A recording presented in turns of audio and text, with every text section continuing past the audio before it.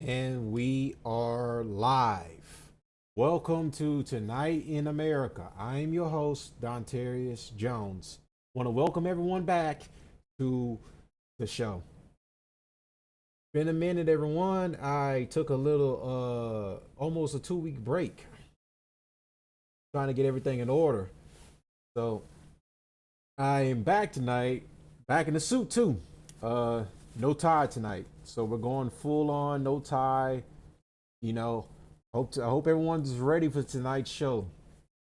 Our feature story is covering Benjamin Netanyahu being interviewed by Patrick Big David.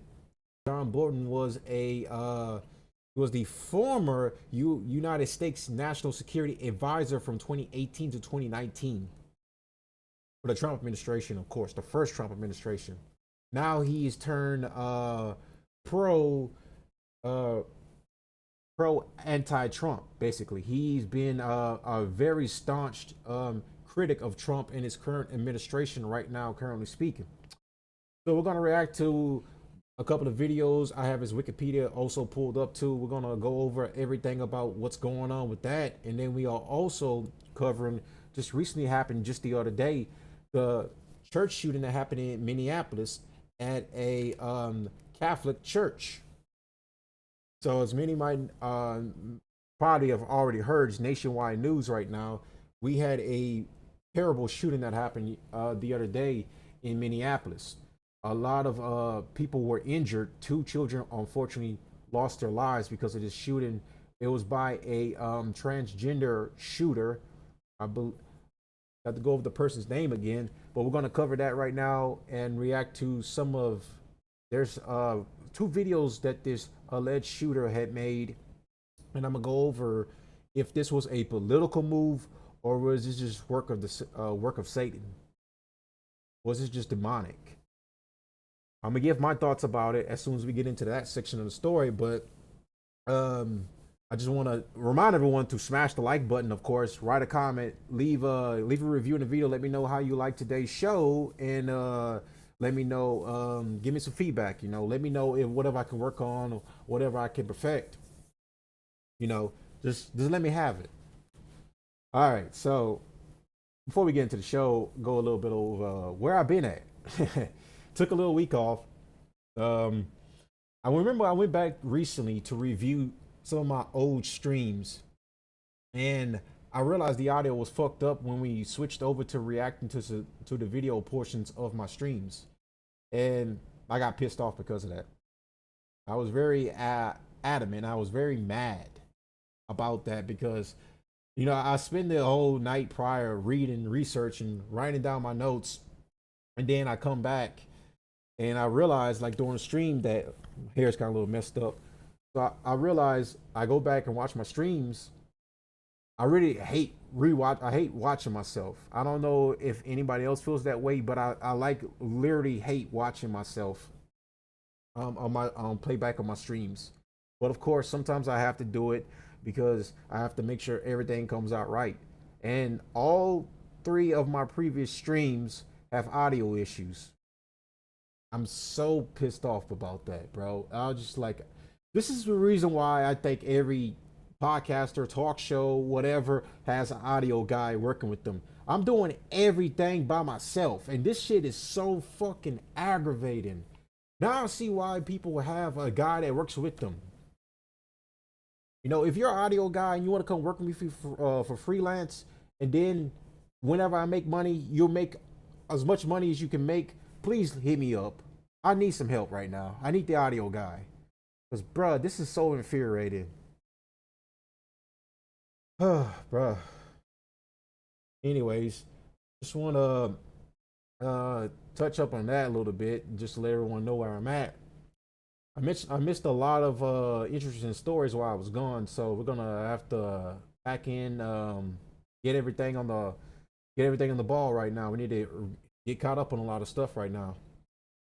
Now, of course, I was contemplating reacting to Trump also trying to ban flag burning in the United States, which is I'm okay. We'll talk about that a little bit for a moment before we get into all the main stories. So Trump tried to pass an order to surprise the Supreme Court, an executive order to try to ban flag burning in the United States. I am against that. And that was I know it's very like anti-American if I'm against people burning our flags, but here's the thing: flag burning is protected underneath the First Amendment. I want you to really think about that for a moment. What gives people the right to burn a flag? The First Amendment. It is protected underneath the First Amendment. This is why they can openly go out in public and literally spit on our flag, piss on our flag, and burn it to the ground because it is protected underneath the First Amendment. This is why I'm against flag burning, and I'm against banning flag burning because then if they start to ban flag burning, what else are they going to impede on when it comes to our rights? This is the problem when you have a democracy. You're going to have your badge, you're going to have your good, you're going to have everything you can disagree with that you cannot disagree with when it comes to a democracy. And when it comes to one thing about having a free democracy that we do in America is the fact that we have to deal with people burning the flag, disrespecting it, and literally just tarnishing the name that America is. People that literally just spit on and piss on the flag literally just hate America. Let's just keep it 100% honest. They completely and utterly hate America. People that do that just have disdain and hatred for this country. So, but I'm at the same in the same token, I have to be against it being banned because it is going against the First Amendment. Whatever you can call me or whatever. I'm a free speech maximalist, absolutist, whatever. I believe everyone has a right to say whatever they want. Whatever falls underneath the First Amendment. Now, of course, unless if you're calling for violence, which is dumb, then that is not free speech because that is not protected underneath the First Amendment. What is protected underneath the First Amendment is racial slurs, of course. Because racial slurs, a couple among other things that don't fall into the line of like calling for like violence. You could say anything positive, negative,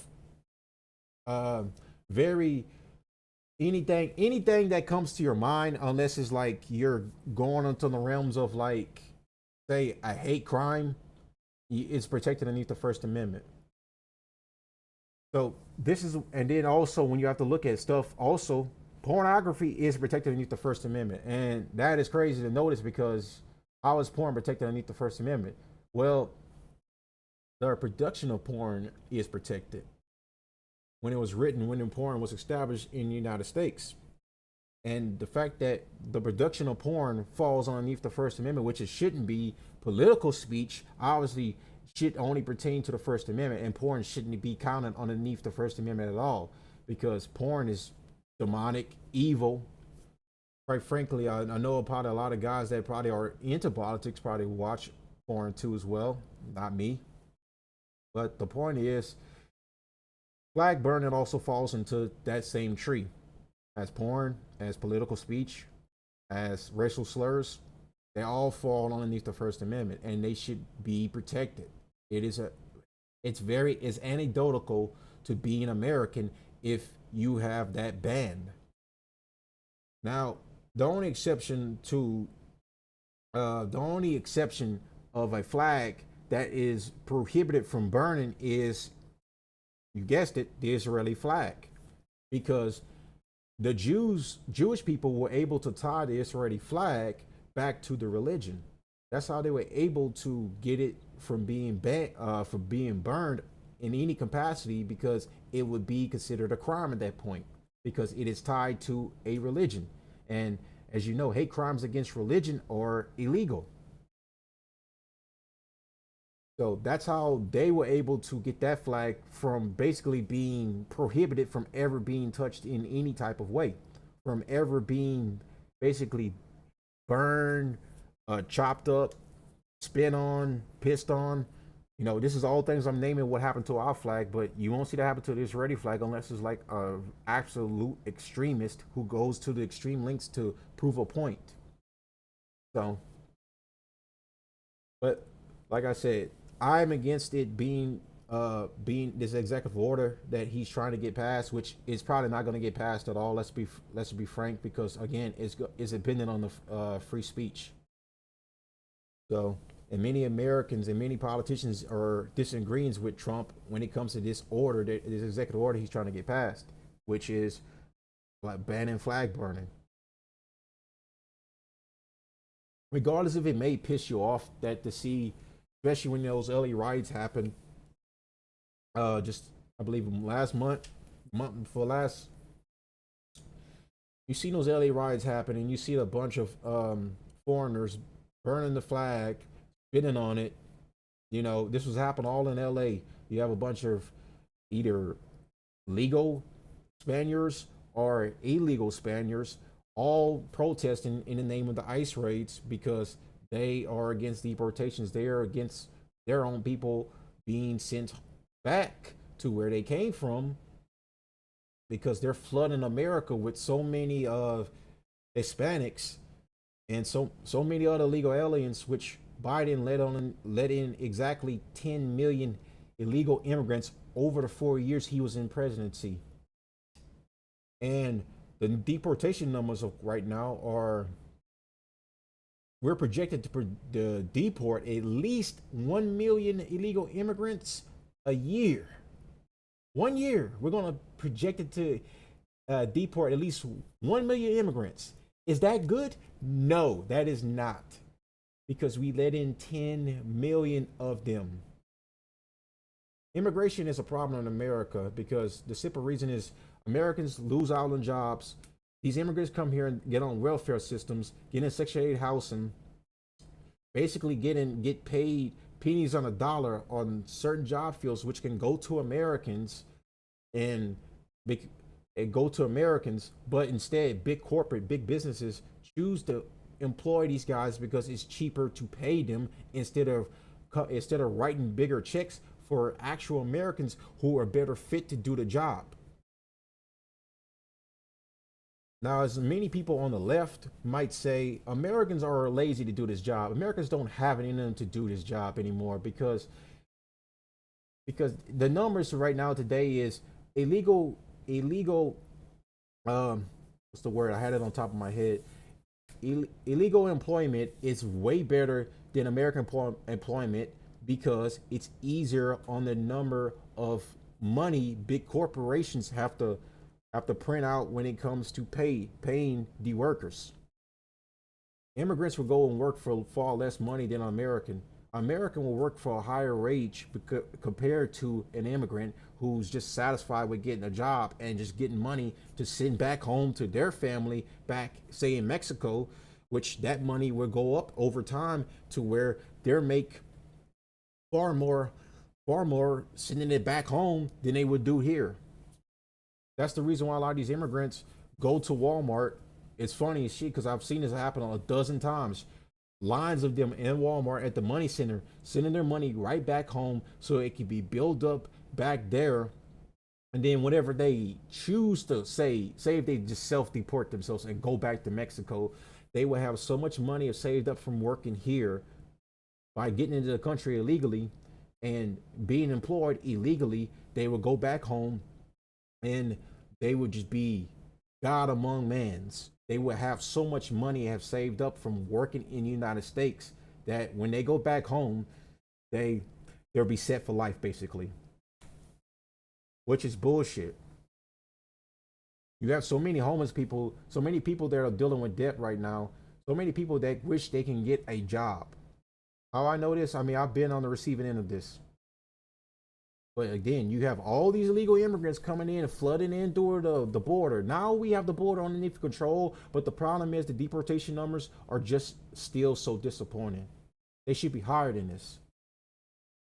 So many American people, so many American families need jobs. So many American men that want to get onto the field and work to provide for their family can't do it because they're still because there's an illegal immigrant working in the type of position that they wish they could be employed in, especially when it comes to the field of STEM. The field of STEM is filled with so many H-1B Indian immigrants. They dominate the STEM field because you know why? Because the technocrats look at Indians as being their what's the word I'm looking for? What's the word I'm looking for? As being their lap dogs. That's their full. Because when you look at Elon Musk, for example, he runs SpaceX. A lot of these big type of tech entrepreneur businesses. Then you look at who's mostly does he employ? Immigrants, Indians, some of his favorite friends with Vivek Ramaswamy. All these guys come here and do is just take up jobs from Americans and leave less of opportunity for Americans. Americans barely have any chance to get into fields to make the money themselves for their own families because they're losing out on job opportunities because big corporations are such cheapskates. They rather pay an immigrant pennies on the dollar to save millions of dollars instead of actually paying the right wages to Americans, and it sucks, you know. Like I said, I've been on the receiving end of this, and it's unfair. Now I'm not crying about it, of course. You know, you got to make do what you got to make do, but when you look at these politicians, regardless if you look right or you look left, at least with the Democrats, they were willing to cancel student loans, which was been another problem for a lot of students, me including. And I had to pay back student loans. That shit sucks. And a lot of other people are still paying them off to this day. Imagine people that go on to become doctors and lawyers. They have years of student loans to pay off because they had to do so much schooling to get into the positions they had to get into. And then you just look at just like the Democrats, Joe Biden at least was willing to cancel all these student loans. And what did Trump do when he came back into presidency? He reopened all the student loans up. Now, everyone you know, some of my friends included, are still paying off those student loans. You know, there's great things I like about Trump, and then there's bad things that I really just can't stand. You know, I'm not gonna get into that right now fully. I think I'll go over that another time. Like I said, guys, we got three stories we got to get into right now. I'm not gonna try to stay on too long. I try not to make this 3 hour show tonight. I'll try at least make this a 2 hour show. You know, I was a little late getting here. I was still working on some stuff behind the screen here, getting everything set up. But yeah, that's just what I really wanted to touch up on quick before we get into our first story. Was about the flag burning and why I'm against it and why it shouldn't pass, which is probably not even going to pass because it's anecdotal to it's really anecdotal to be an American. Like flag burning is part of America to be an American. Like flag burning is part of America. It's anti-American basically if it gets it passed. So people have to be against this and realize you may not like it, you may find it hard to swallow, but you have to come to an understanding that flag burning is protected underneath the First Amendment. You have to separate your feelings aside and understand exactly what does America really represent. What does the First Amendment represent? I hate to say it, but it does represent flag burning. Now, morally speaking, you may look at it and says that's not what America's about. We shouldn't be burning our own flag. That flag represents all of us that are Americans, and I agree. It shouldn't be burned. But the problem is, if it's banned, what's stopping them from banning other rights that we so much enjoy as Americans? Think about that for a moment. What's stopping them from banning anything else? What's stopping them from impinging on any of your other rights? I remember when I posted when I was talking about my first video when Trump was taking over DC. Some of my clips I posted on TikTok. And of course, I post them on Facebook. I had some comments on my TikTok clips about the Trump DC takeover, and I said that if we use the full might of the military to go into neighborhoods and fully take them over and just stop crime and arrest all criminals and enforce our laws, we would be just as clean, if not cleaner, than El Salvador right now when it comes to crime, and just we would be a complete crime ridden country. But the problem is, because politicians are so afraid of certain terminology, certain words, especially when it comes to, like, say, fascism.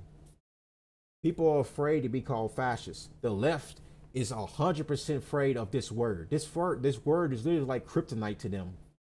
It's like the left is Superman, and the word fascist is like kryptonite. Nazi, another word. Totalitarian, authoritarian. All these words right here is exactly what the left is afraid of. This is why they're so afraid of enforcing the law. It's just like it hurts America as a whole, because, like, we have so much crime in certain parts of the country that are just like, it's hard to just like live an everyday life as an American. Like, why should people be forced to live around this stuff? I look at Chicago, especially where I'm at right now, Louisiana. I wish the military would come here. I wish it did. I believe just like, what, 2 or 3 weeks ago, there was a shooting, an interstate shooting of it was a road rage incident. A guy shot a 17-year-old girl over a road rage incident. It's sad. The black guy obviously has shot a white girl over a road rage incident. This is the type of stuff I'm talking about. Like, and this, a lot more happens: drugs, shootings, gang related incidents. If we would just enforce our laws and just clean up the streets, America would be so much better. But yet we have all these illegal immigrants coming in. We have all these drug related incidents going on. We have all these shootings. If I have to base it off of race, everyone already pretty much that watching me already pretty much knows exactly who I'm talking about. America needs to really get itself together. The politicians need to actually start enforcing the laws instead of being afraid of, quote unquote, impinging on people's rights. It's getting bad out here, man, especially in Louisiana. Trump said he's finna send the military all over for a nationwide takeover of law enforcement to help stop and to help with the deportation numbers and to help with crime in other states. I hope this is the case. I hope they come to Louisiana and help out over here. It's fucking terrible over here right now. New Orleans especially. You go out there for an event or something like that, you got a chance of your car getting broken into while you're in the event. Like, they literally, carjackings happen daily out there. Fucking insane to me, man. And what do politicians do? What do the law enforcement do? They're almost afraid to even enforce the law because they've been sued so many times by the public for, quote unquote, mishandling of a situation, mishandling of their job. Law enforcement are so scared to enforce the law today because they've been sued so much, to the point where they just watch you die. I'm not even joking. They will literally just watch you die. It's scary out here, man. Like, we can't no American should be living like this. Homeless people walking around, shitting on the streets, having sex on the side of a gas station, asking you panhandling every day, asking you for a dollar. Listen, I understand some of them had dealt a bad hand in life, whatever, cool, I understand. But the problem is, most cases, most of them, you give them money, they're just gonna go back and just redo drugs again.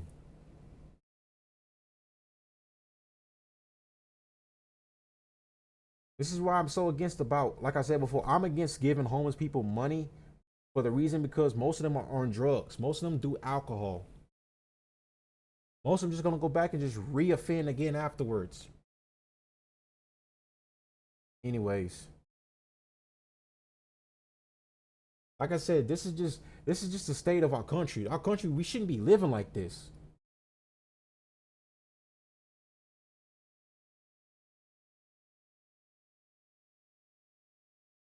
It's supposed to be a serious country, and yet we're a fucking joke.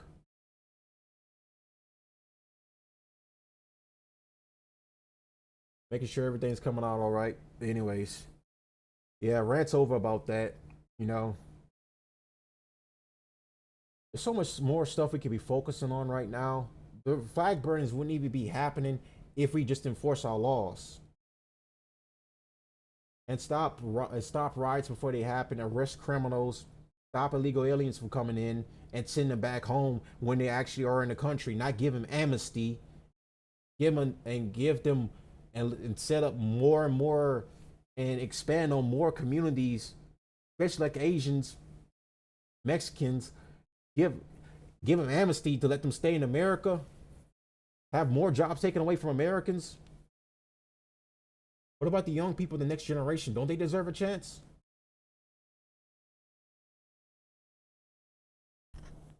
Yours looks like shit right now.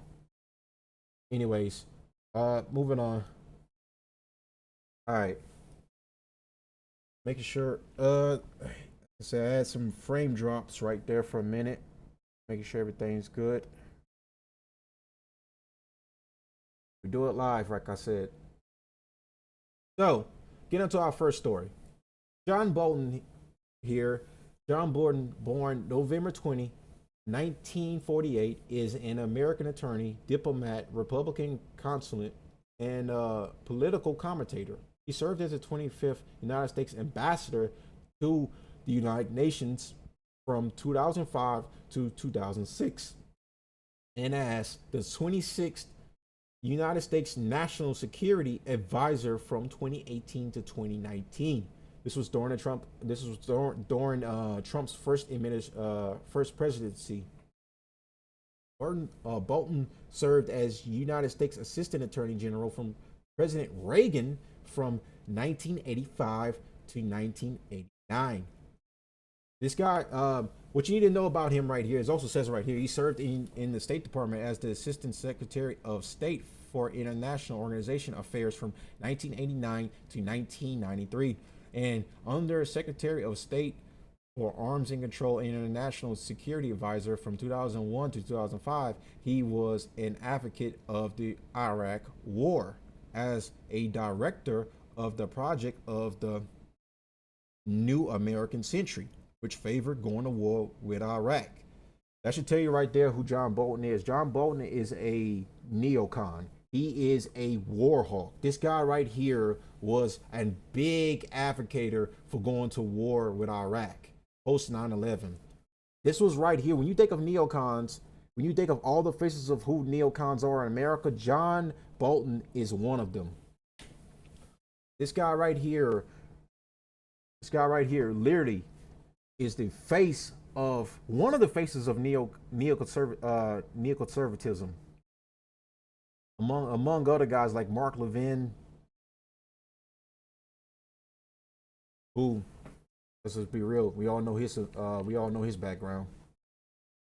But John Bolton is one of them especially. This guy right here is a lot to say about Trump. Currently speaking during Trump's current administration, of course, he's been very vocal about a lot of stuff that Trump has been doing. His handling of the Israel and Iran situation when United States bombed Iran and supposedly destroyed their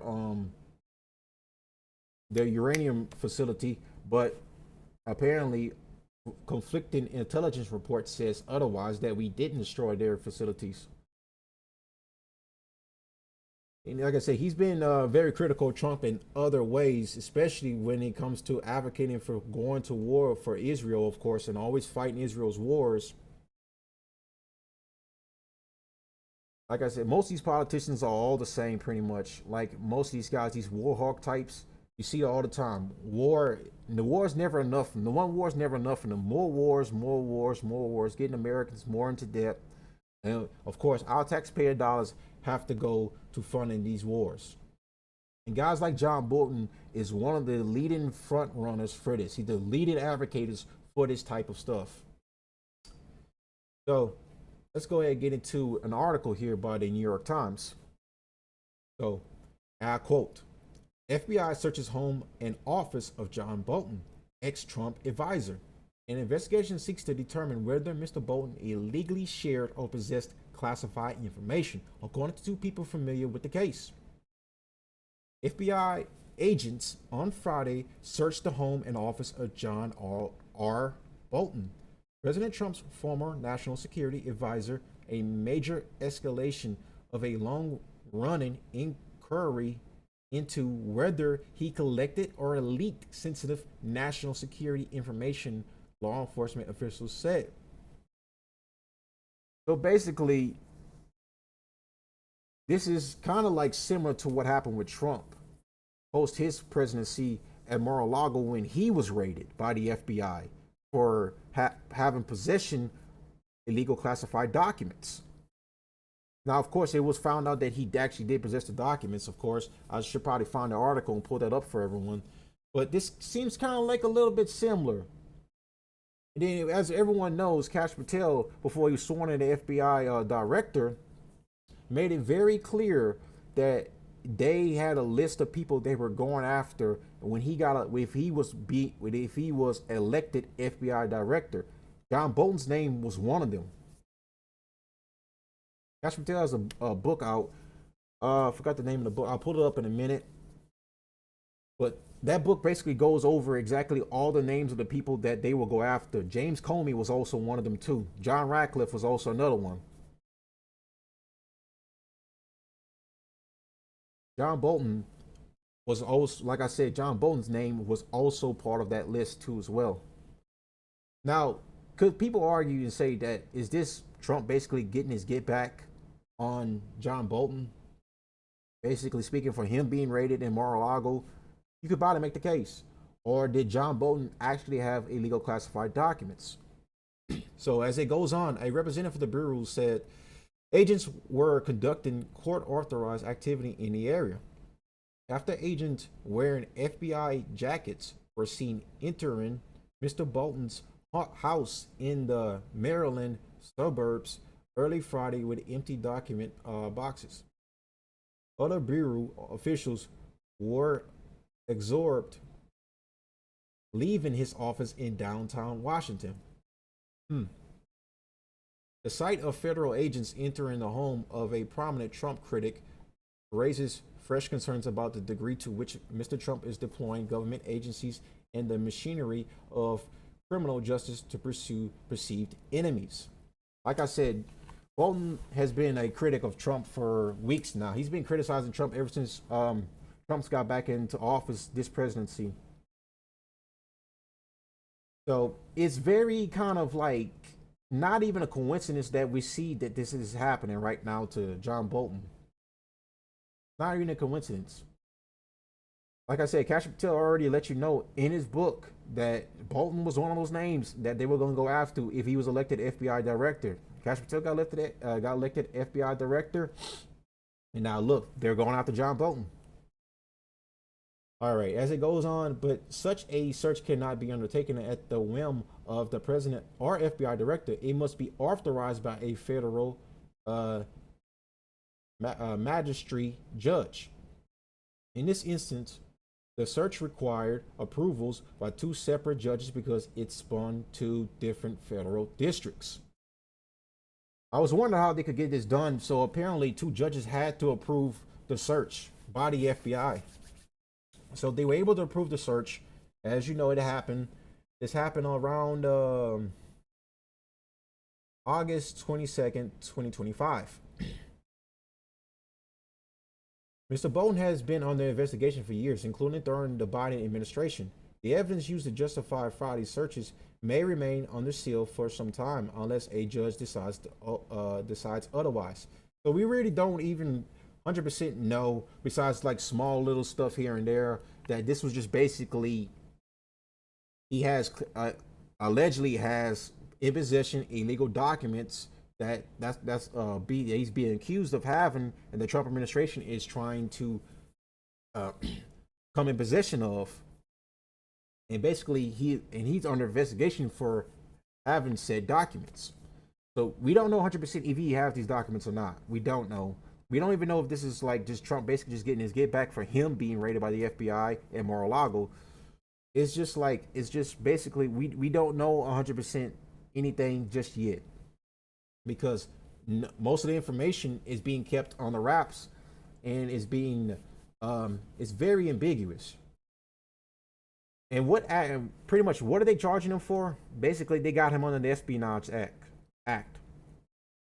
So the Espionage Act, another potential criminal statute in the investigation, is one that bars the unauthorized removal of classified documents or material.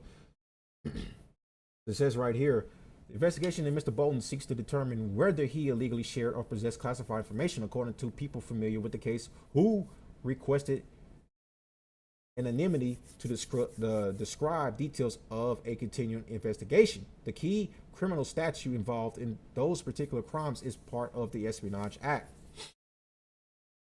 That's basically how they're getting John Bolton right now under the Espionage Act.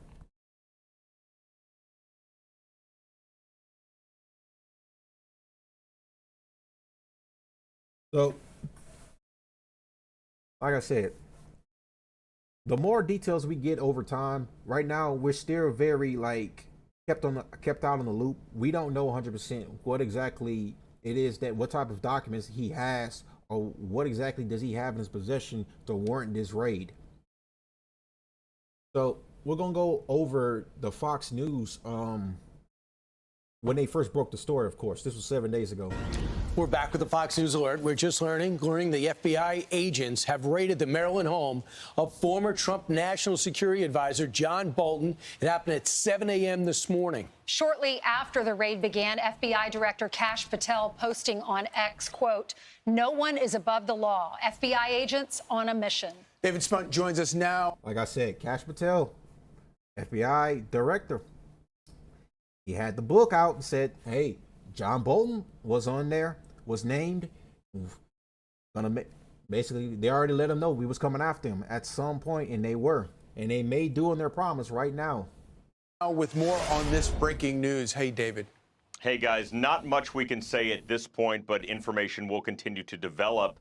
As you mentioned, about 7 o'clock this morning, FBI... The information is still scarce even to this day. We still don't even know exactly what type of documents would he have or what warrant this search. Well, all we're just told is just basically that he has unauthorized documents and classified information in his possession, but we still don't even know what really that is. Agents raided Ambassador Bolton's home. Notable, we're being told by two government sources that they are looking for classified documents as part of a potential leak investigation. We're told that Ambassador Bolton is not in custody. He's not under arrest, but it... Also, another key thing too as well.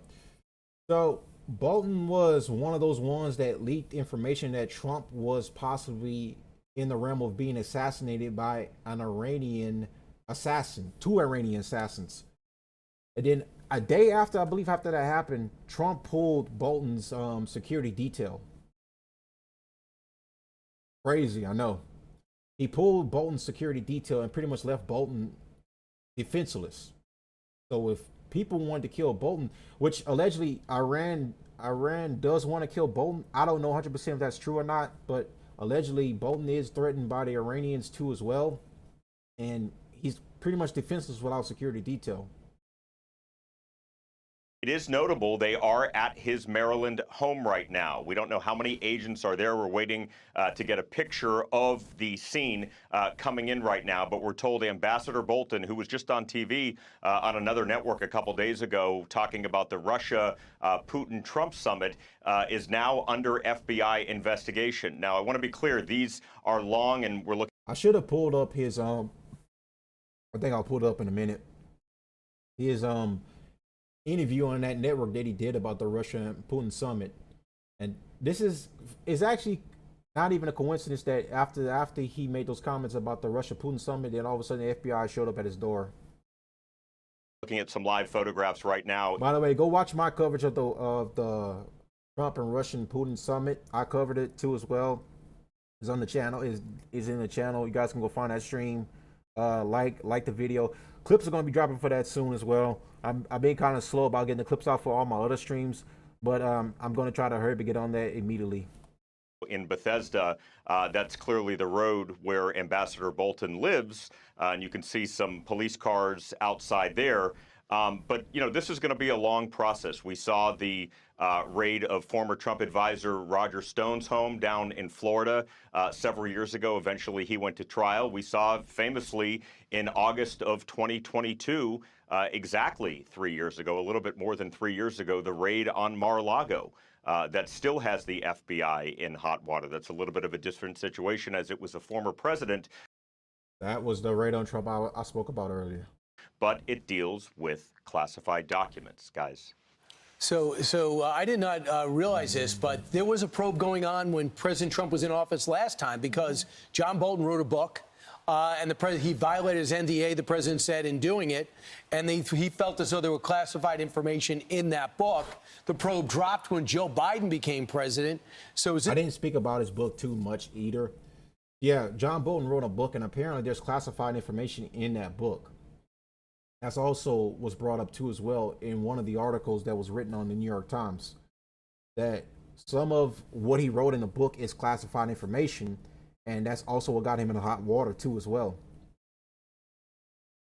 I got to get his book one of these days and read it just for myself. Is this picking up where that left off, David?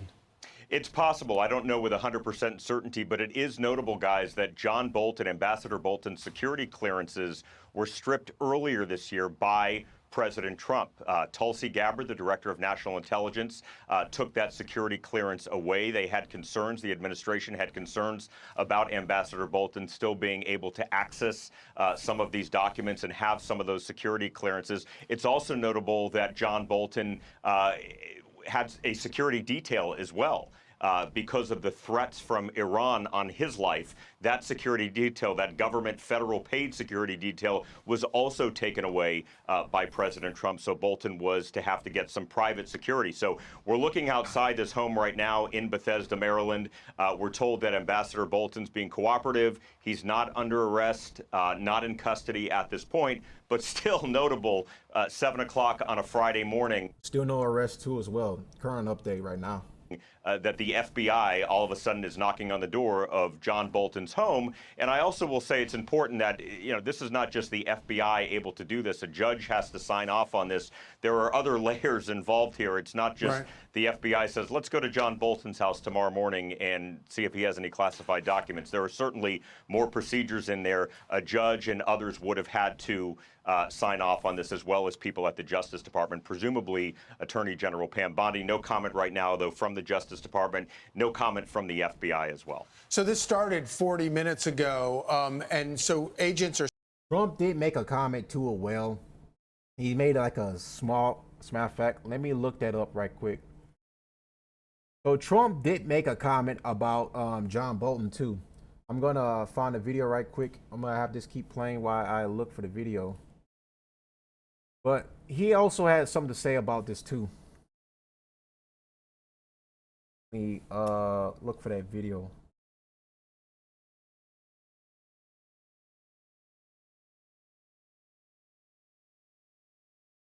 So this is a small little short clip. I'm gonna move it over here.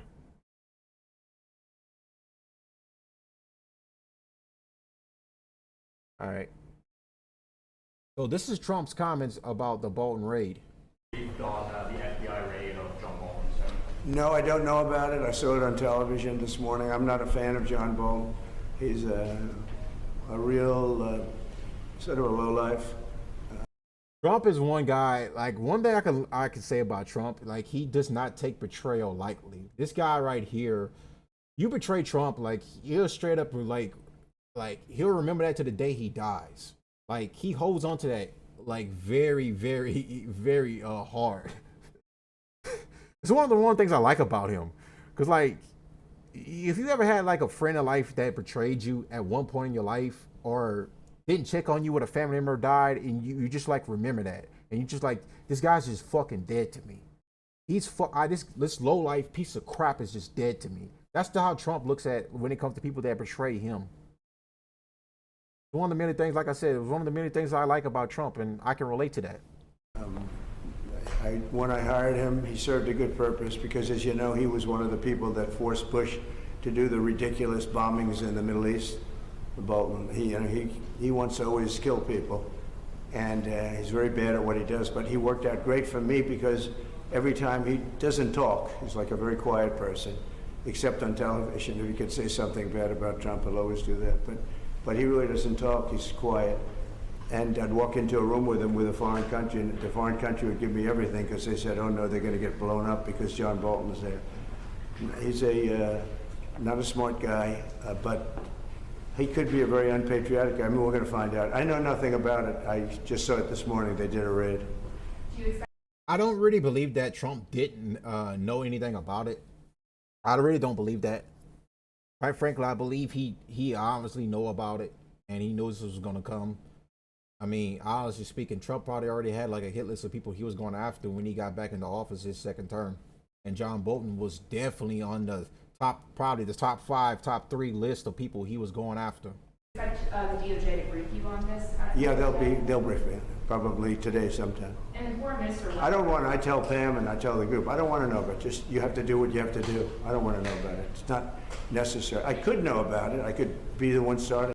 So that's Trump's take on this. They're still, we believe, in the House right now going through things?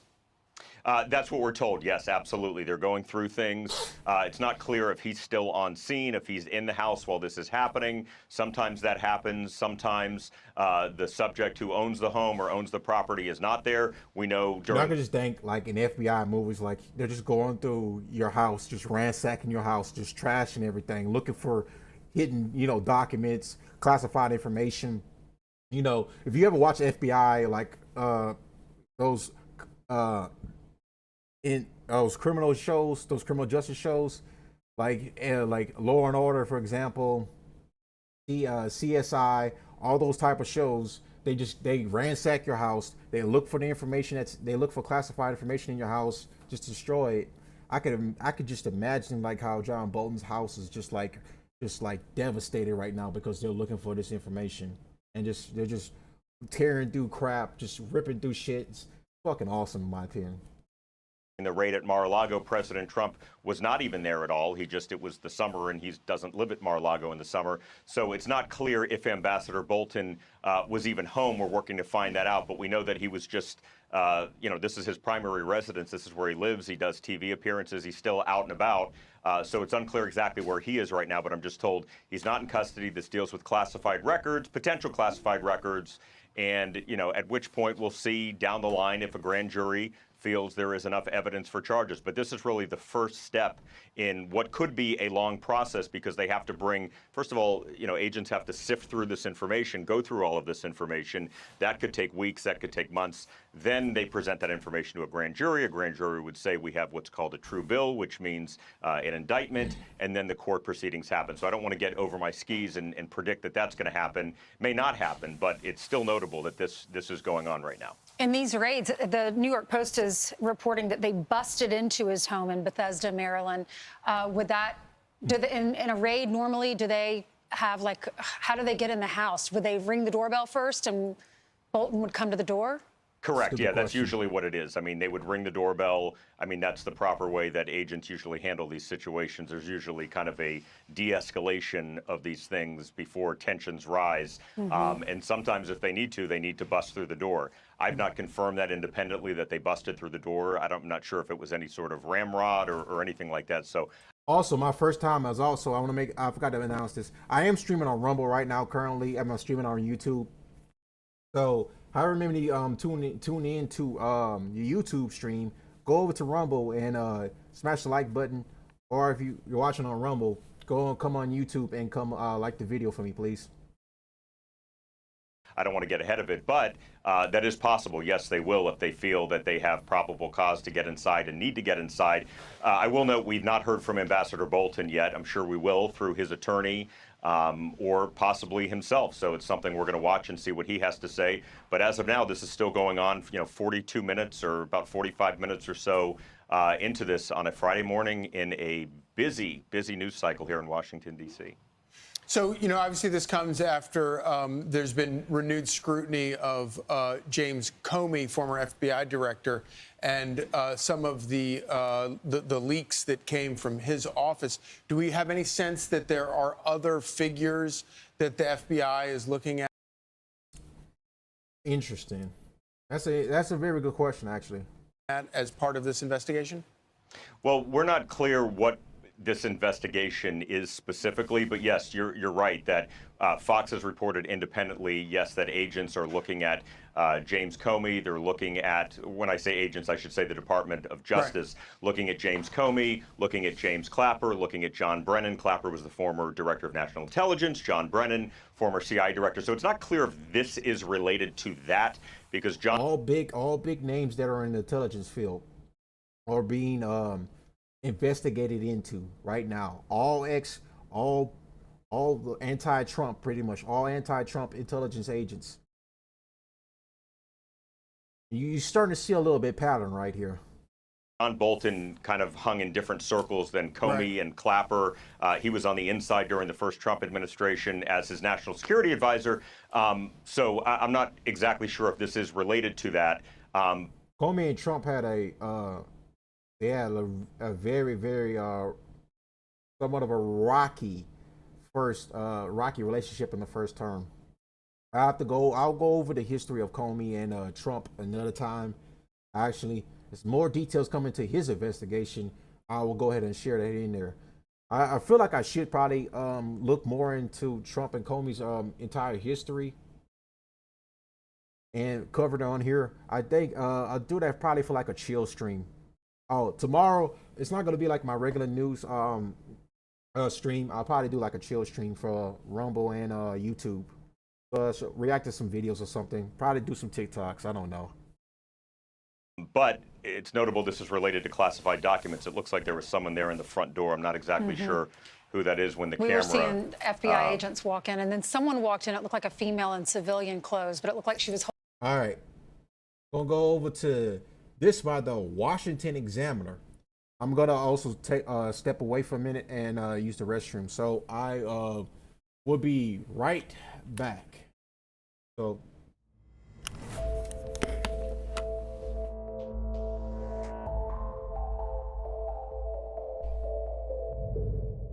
welcome to Over the Target, Washington Examiner show about the investigations and scandals and salacious sagas that are currently taking place in Washington, D.C. and beyond. I'm Chris Irvin, Managing Editor of the Washington Examiner. I'm joined here by Sarah Bedford, the Investigations Editor. Hi. Hello. Flying just the two of us today and in the studio, so we're upgrading, which is nice. Why don't we just dive straight into it, though? And I think one of the main subjects of interest this week has been the raid on John Bolton's home, the former national security advisor to Trump. He's been a kind of thorn in Trump's side for a long time. But can you take us back to why we're here and why he's being investigated and why it's maybe there's a little bit more to it than meets the eye than just Trump going after an enemy? Sure. So John Bolton, during the first Trump administration, was once Donald Trump's national security advisor, played a role in the national security team when the Trump administration took out a very powerful Iranian general, which is why for up until January he had a protective detail because of fears of Iranian retaliation against John Bolton. So he did play a very high-level role in Trump 1.0 until he became like the many, many, many former Trump administration officials who cashed out on criticizing their former boss when it looked like Trump was on his way out of power forever. Seen as a very kind of deep state. Deepest state. Deepest of the deep. Yeah. Oh yeah, I mean he goes way back to even the Bush administration in some of like the sneaky stuff the Bush administration was doing. So he's been swampy forever. Okay. But towards the end of the first Trump administration, now we're in the summer of 2020, John Bolton goes to publish his book called The Room Where It Happened. And typically if a former government official is going to... That is John Bolton's book, The Room Where It Happened, a White House memo. John Bolton, former National Security Advisor of the United States, New York Times bestseller. Write a book, there's a process in place for them to submit their manuscript and for it to be sort of reviewed for classified information or sensitive information or stuff like that. So John Bolton was in the middle of that process, and the Trump DOJ at the time sued him and said, this manuscript contains classified information and you cannot proceed with publishing it. Well, John Bolton went ahead and did so anyway. And at the time, there was a grand jury investigation opened into whether he had violated classified information disclosure laws, as well as a lawsuit against him personally for publishing the book. You move into the summer of 2021. So now Joe Biden is president. It's the Biden DOJ. Yeah. The Biden DOJ drops the lawsuit, and Bolton's lawyers announce that the grand jury investigation has been. I want to know how's the audio right now. I'm about to try to see if everything sounds good on the stream right now.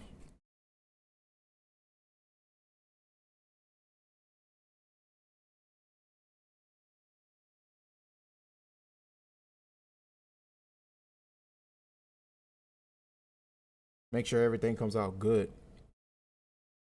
Just then I want to make sure there's no audio issues.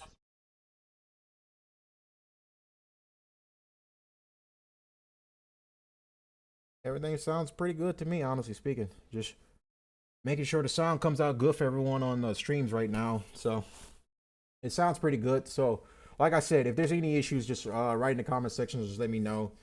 And if you're like a sound guy, please hit me up or someone on the side. And if you're ready to work freelance, hey, we can make something happen. When I make the money from YouTube, I'll make sure you're paid handsomely. Closed. Peace in our time. Peace in our time for John Bolton. His troubles are over. Okay. Fast forward a few years, and we don't know how many. Sometime between that time in 2021, when the grand jury investigation is closed, and January 2025, when Donald Trump becomes president, the intelligence agencies under Biden are spying on an unnamed adversarial country's own spy services and find that this adversarial country has a bunch of emails on their servers from John Bolton that contain classified information. Okay. So now the Biden DOJ is investigating this. How hard are they really looking into it, given that Bolton's interests aligned with theirs? That's unclear, and another, I think, part of the story that will come out. So we get now 7 months into the Trump administration is just continuing this investigation that began under Biden, sort of almost like a separate investigation from the one that involved the book, because the information that was in these emails never made it into the book. Okay. And so now you have these credible allegations that an adversarial country obtained classified information because of John Bolton's alleged sloppiness, and this becomes a huge mess. So I think when this story first came out, everybody assumed that this was the Trump administration kind of reopening an older investigation. But what you're saying is that this actually has been going on quietly for months, potentially years. Potentially years. So why are we only finding out about this now? Why would? It's kind of a clear indicator when they did take away his security detail. Kind of like something, and then along the lines of like John Bolton supposedly had knowledge, intel that Iran was going to assassinate Trump a day before his security detail got dropped. There's a lot of stuff to look at this, but I mean, of course, you can kind of tell, like, especially we can go all the way back to 2022 when Mar-a-Lago got raided. You can kind of always tell, like, this has been years in the making. And in Kash Patel's book, of course, I need to let me see, what was Kash Patel's book? I need to know that right quick. So I'm about to pull that up for y'all.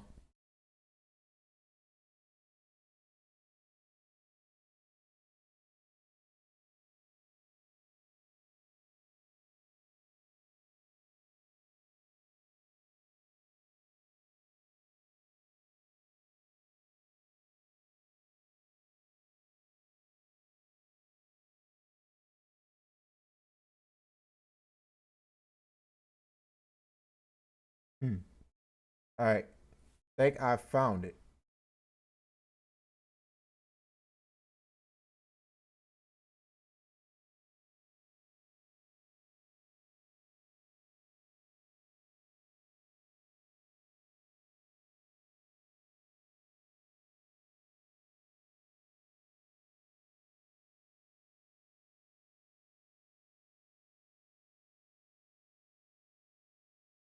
So this is Kash Patel's book right here, Government Gangsters. This was Government Gangsters, Deep State, the Truth, and the Battle for Our Democracy.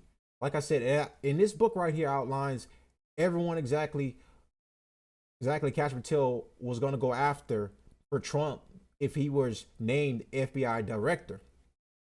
And he did an interview with Sean Ryan too, and saying that these people that did Trump wrong, we're gonna go after them. We're gonna go after them hard. We're gonna have names. We're gonna have names. We're gonna have arrest. We're gonna have accountability.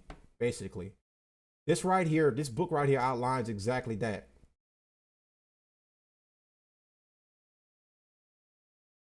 So this book right here is an interesting read to check out from Kash Patel. It's I haven't read it yet. Like I said, I'm probably gonna get me a copy too. But this book right here outlines everyone exactly who they were going after, the quote unquote deep state.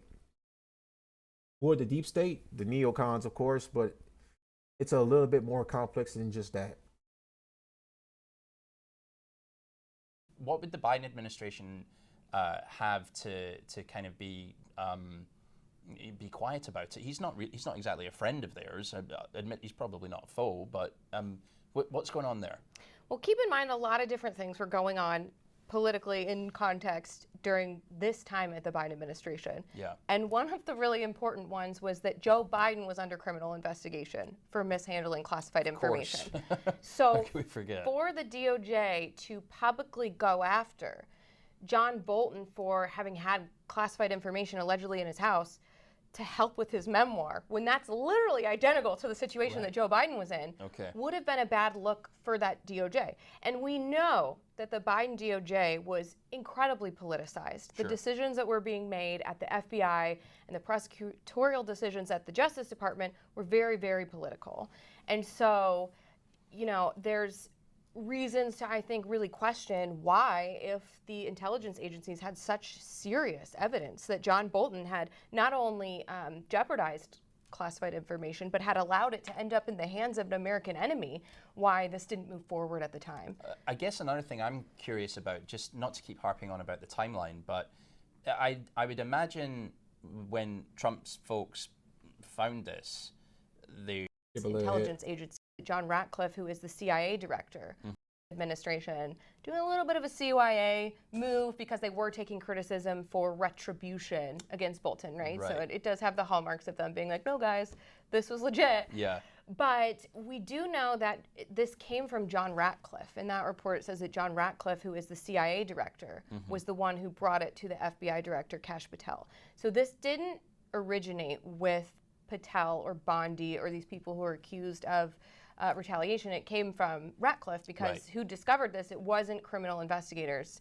It was intelligence agencies who were spying on an adversarial country's servers. So that seems to be the timeline. We know that there were 2 different search warrants involved, so that can be a lengthy process, right? I mean, they started investigating Donald Trump for classified information basically the minute he left office. For sure, yeah. In 2021, and they did not raid Mar-a-Lago until. Let's just be real. They were looking for an excuse to try to just put him in jail for anything right now. I mean, they were on Trump's neck post him losing, well, the election being stolen from him in 2020. Until August of 2022. So you're talking about a year and a half or more before that took place. So it does take some time for the process to work when you're doing especially a politically sensitive raid of some sort. And has Bolton What has he said about this? Has he pushed back on it? He's been really quiet. Yeah. But he is trying to hire Abby Lowell, right, who is quite booked and busy these days. He is defending all sorts of people who have either been fired from the Trump administration or who are potentially in legal jeopardy from this Trump DOJ. And, you know, he has represented people from both sides of the aisle. I don't think of him as a particularly ideological lawyer. He's just a really, really good criminal defense lawyer. If you commit crimes, hopefully you can afford Abby Lowell. My only real knowledge of him was he was hired by Hunter Biden when the walls were closing in on Hunter, and he had a particularly sort of aggressive style of going after people. One thing I kind of didn't like about the GOP did, pretty much during all of Biden's presidency, was to go after his son Hunter. I mean, it's clear as day Hunter didn't. I said this before in one of my previous streams that Hunter Biden didn't really have much involvement with his dad's presidency run his whole 4 years. I mean, he was dealing with drugs. I mean, he was literally high out of his mind, running around butt-ass naked, chasing after a prostitute. Pretty much just knee deep in cocaine. This guy clearly was not in the best headspace at all. But again, you know, the GOP some of them are like vampires. They're pounce when they smell blood. Assuming we will see some of that play out in the coming weeks. Yes, he's sort of known for his aggressive style and, you know, knowing how to navigate congressional investigations as well as criminal ones. He really, you know, he was Bob Menendez's lawyer. That one didn't work out so good. Right, yeah. But he does have a pretty good track record. Okay. Shifting tracks a little bit. Wait, before we shift tracks, yeah, hold on, sure. I'm sorry. I have one more little rant. Okay, yeah. I think the coverage of the Bolton stuff. I kind of really don't like women talking, pretty much, especially when it comes to politics. Most of these chicks, I probably shouldn't have paused this on her face like this because I should probably make this my thumbnail. I'm not gonna lie. Up to and possibly including now, has been so breathtakingly dishonest for most of the legacy media. Okay. Because everything that the Trump DOJ has done. I was about to say earlier, women in politics suck, bro. Has been sort of painted as retaliation, retribution, and Trump violating norms of DOJ independence. Yeah. It's like everyone has gotten collective amnesia that the people who crossed that Rubicon first were the Biden people and the Democrats over the past 4 years. I mean, think just about the Fed chair, Lisa Cook, or not Fed chair, Fed governor member, Lisa Cook, who has been credibly accused of mortgage fraud. Yeah. They tried to put Donald Trump in jail for a lesser paperwork allegation that was time barred by the statute of limitations, that they found a magic loophole around in front of a friendly judge to get him on. Donald Trump with election interference in D.C. and under the Espionage Act for classified documents in Florida. That got thrown out by a judge, and the Supreme Court said, actually, you can't charge Trump with this felony that you charged him for giving a speech as president, and he's also immune because he was the president. So all of that to say that that's his bonus being president, because you're immune from going to prison in some ways, unless you commit grave harm to the country, and basically you set up a nuclear war probably, and probably about to send a bunch of people, well, not probably, a bunch of people are about to die because the result of your actions as the world leader of America. So, but besides that, the president has immune. He can't be jailed or tried. But he can be tried, but he has immunity, so where he can't be jailed. Donald Trump is not the one who violated norms. And if anything, if he doesn't go after that sort of behavior from Democrats, then what does that say about the country if inventing charges against people can go unpunished? Yeah. You could make the argument that it's actually really healthy and necessary that Donald Trump have accountability for this sort of thing, and so it's mutually assured destruction and it doesn't happen again. Yes, it does seem to be a kind of, in the eye of the beholder, that they'll right. Is Trump trying to kind of cleanse the system, whereas Democrats will argue that no, he's just escalating. But do you hear any of them defending a single thing they did over the past? Is anyone no, Alvin Bragg's case was good? Nobody is defending it. Yeah, I'm sorry for this rant. Man, bruh.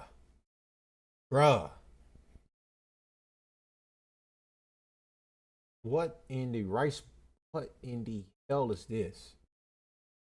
Bruh. Some of these politicians just, do they not believe in diet and exercising? What the fuck? Move on. Quite all right. I'd like to circle back slightly on Lisa Cook, who you mentioned. She is the Federal Reserve Board governor.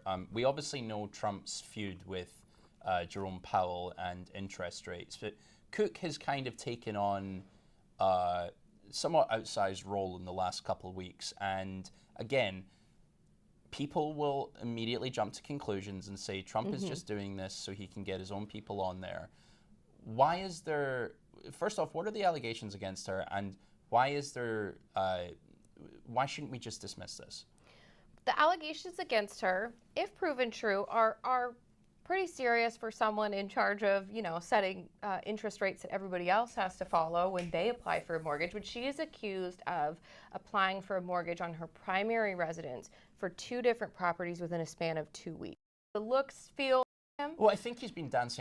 All right, I really much think we're gonna probably move there. Okay, so this is apparently 4 days ago. I know I should watch that. Trying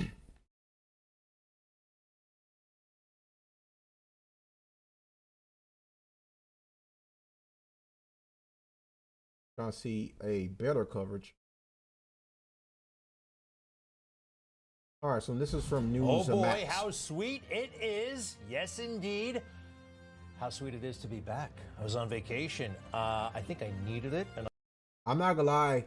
If you ever look at dick suckers you look at all the dick suckers of the GOP, I think Newsmax, besides Fox News, are the biggest dick suckers of the GOP, especially the MAGA movement. These guys, especially the MAGA movement. These guys, like, bruh.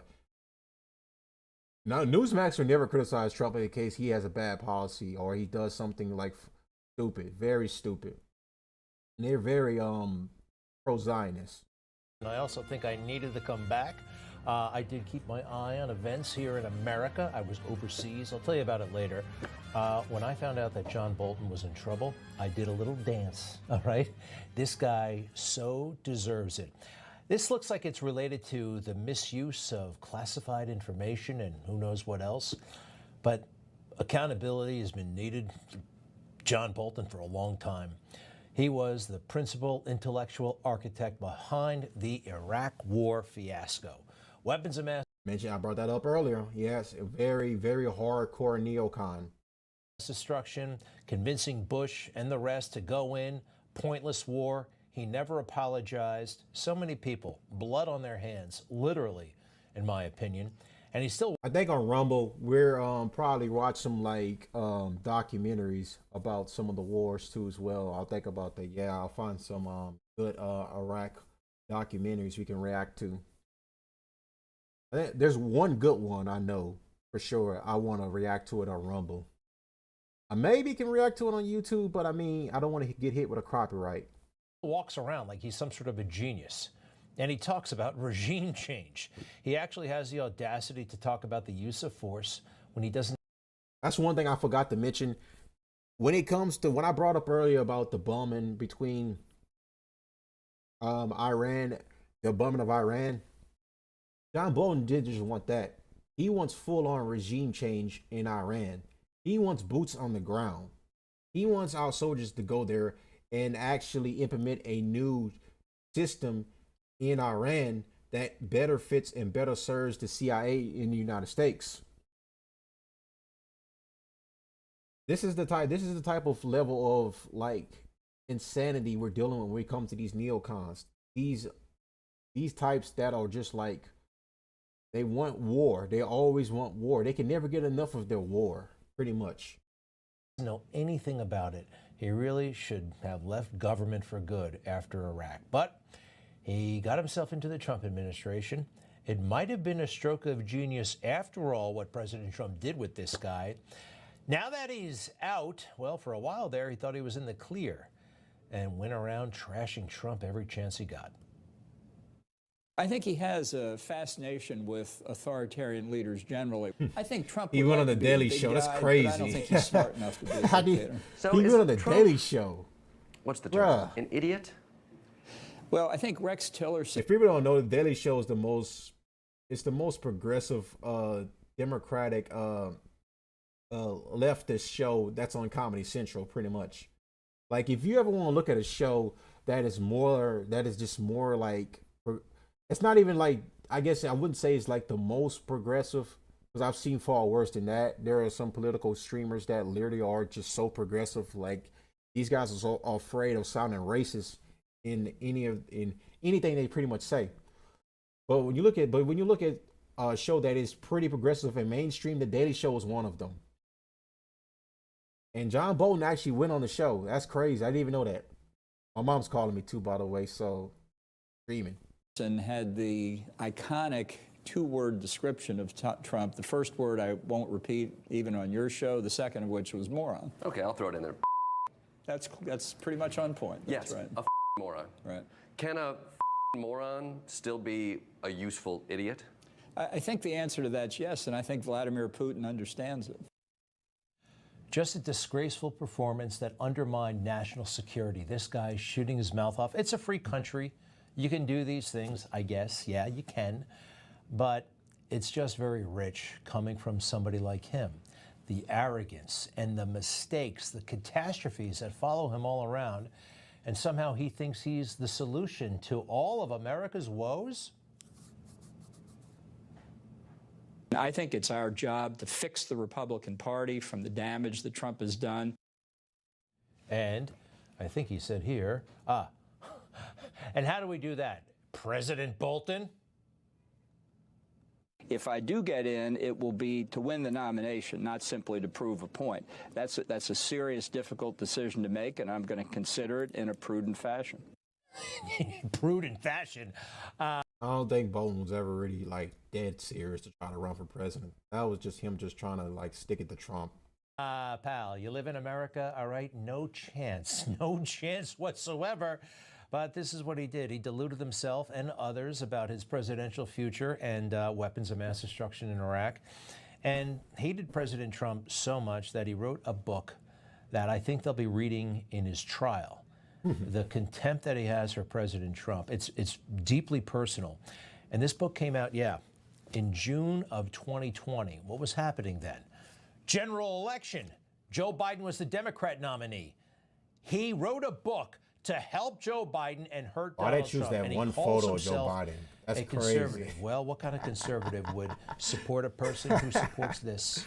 The monsters in the classrooms with our children. Or would support a president who was about to lose in Afghanistan. This is what happened because, well, John Bolton helped the other side. You can make the case that he's responsible in part for what happened in Afghanistan. How about that? That book. So, why did President Trump team up with John Bolton? Again, I'll get to that in a little bit. I really do think, though, as far as governing, as far as foreign policy, it may have been a masterclass, just awesome move by President Trump because John Bolton is crazy. I'll get to that in a moment. Now, the whole thing about the book should not have been written because it's jam-packed with classified stuff. And it's, you know who's saying that? This guy, a federal judge by the name of Royce Lamberth. John Bolton accepted a role as National Security Advisor in April of 2018. Check me out on the timeline here, all right? Okay, he goes through the basic facts first. Next, if you don't mind, he was entrusted with countless national secrets and privy to sensitive dealings. Yeah, it's a big job. Keep going. He left his position September 10th, 2019. And then what happened?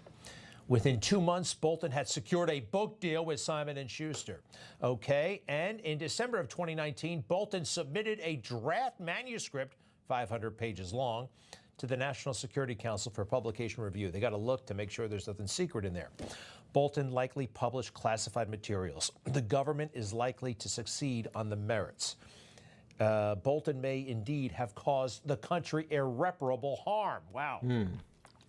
Next, please. Bolton has gambled with the national security of the United States.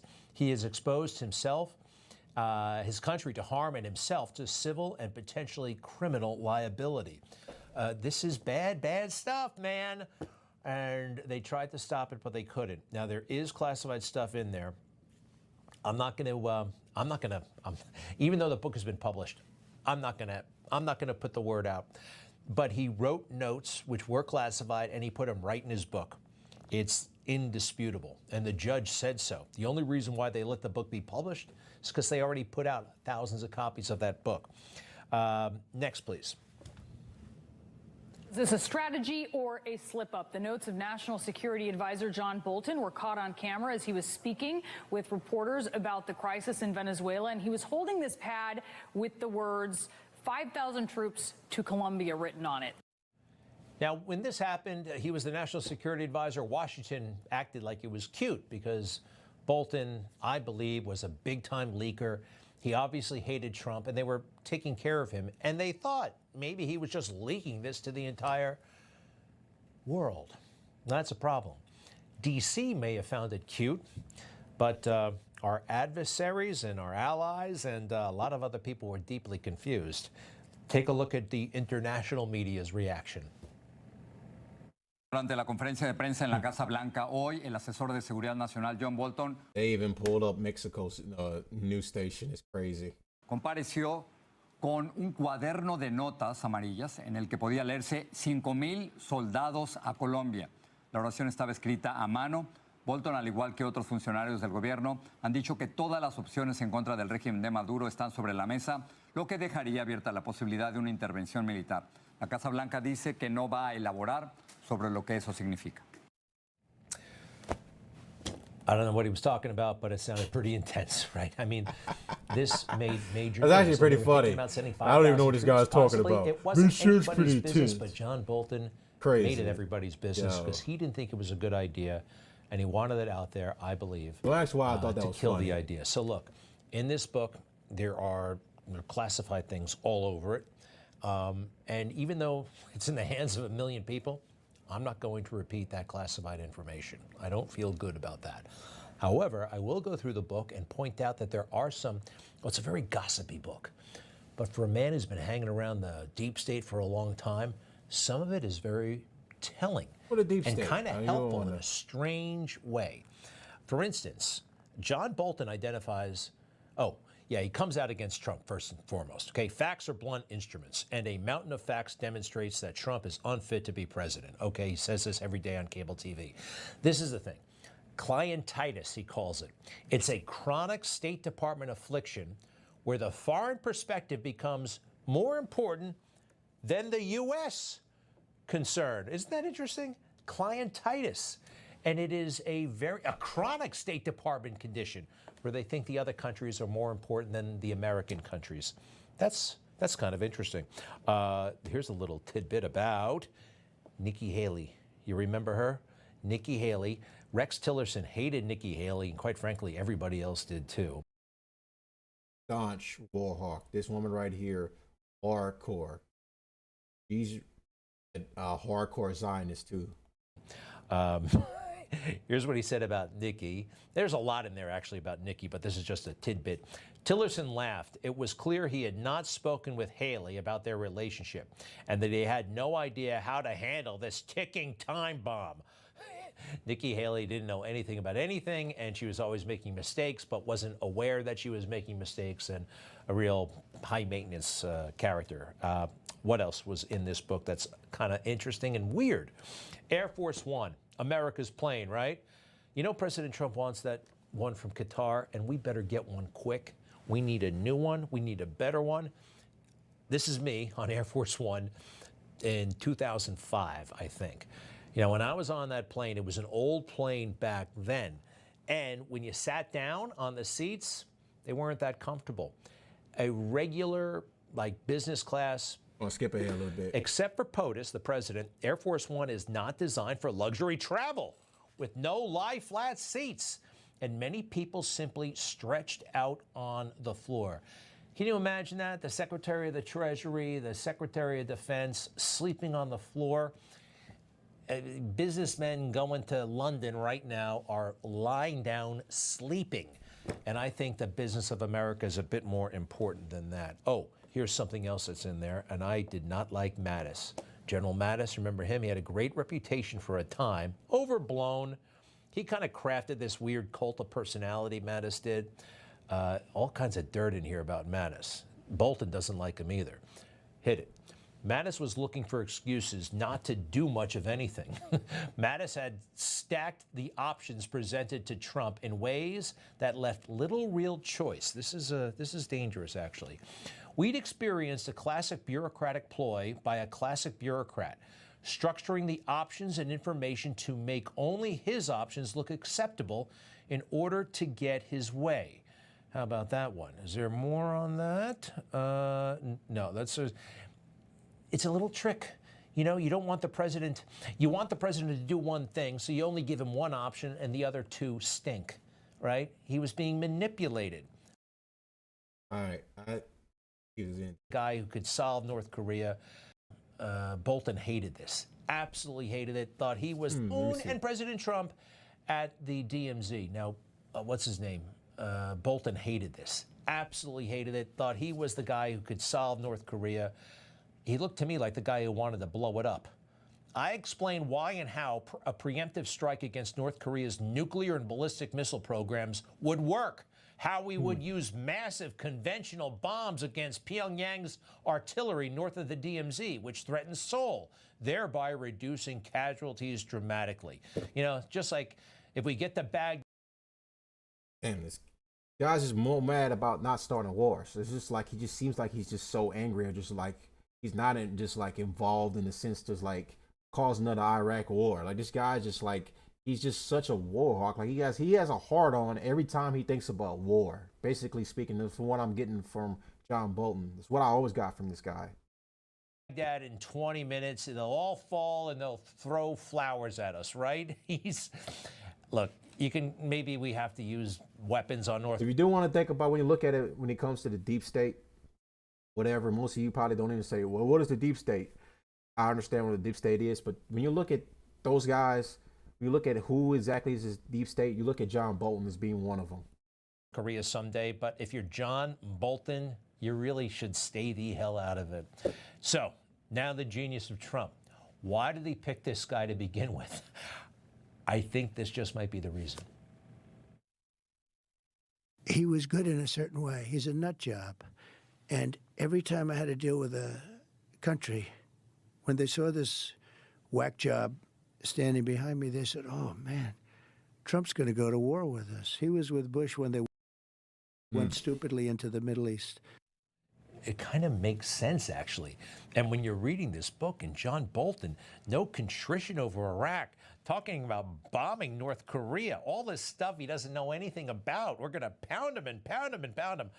Look, it's not right. I kind of hope he winds up in jail. I know I shouldn't, but I think he deserves it. Information. Yeah, that's just pretty much it about the John Bolton situation. When more information comes out, we're covering more of it.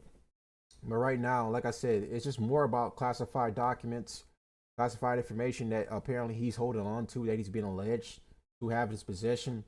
That's for the raid. And as you can see over time, Bolton is just like such a war hawk. Like I said, he just gets a hard on for wanting to start more wars. This guy was during the George W. Bush administration, where he pushed for the Iraq war. He pushed for Americans to go to Iraq and fight post 9/11 in the name of searching for weapons of mass destruction, which we never found. We just wasted billions of dollars on fruitless wars and lost American lives because of guys like John Bolton. So, am I really like my personal stance about this is that I feel like this is sort of like get back for Trump, minus the fact that he could have information to secretive stuff. But it seems like, to me personally speaking, that this is just more about like getting your revenge on a guy that led to you being raided in 2022. But I digress. I didn't mean to say digest. Think about food right now, actually. I think what I'm going to eat after this stream, quite frankly. I'm hungry. What's going to be open, though? Let me not think about food right now because I'm going to want to end the stream a little early, but I'll make sure we get through our 2 other stories first. So we're going to get into the mass shooting that happened at Minneapolis Catholic School mass. So this was August 27, 2025, shooting at Minneapolis Catholic School mass. This article is from CNN. Bring up full screen.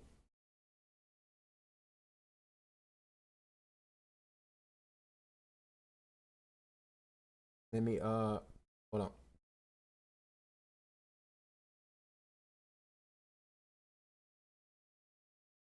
All right, so let me go ahead and get the. All right, there you go. So, like I said, what was covered? A shooter fired through the windows of a church in Minneapolis Wednesday, killing 2 children. 14 other children and 3 elderly parishioners were wounded while marking the first week of class at the Annunciation Catholic School. The shooter, now dead, was identified as 23-year-old Robin Westman. Westman is a transgender. Original name used to be Robert. Westman shared a manifesto on social media that is being investigated. Police said the shooter graduated from school in 2017. The attack is the latest in a string of deadly shootings in Minneapolis.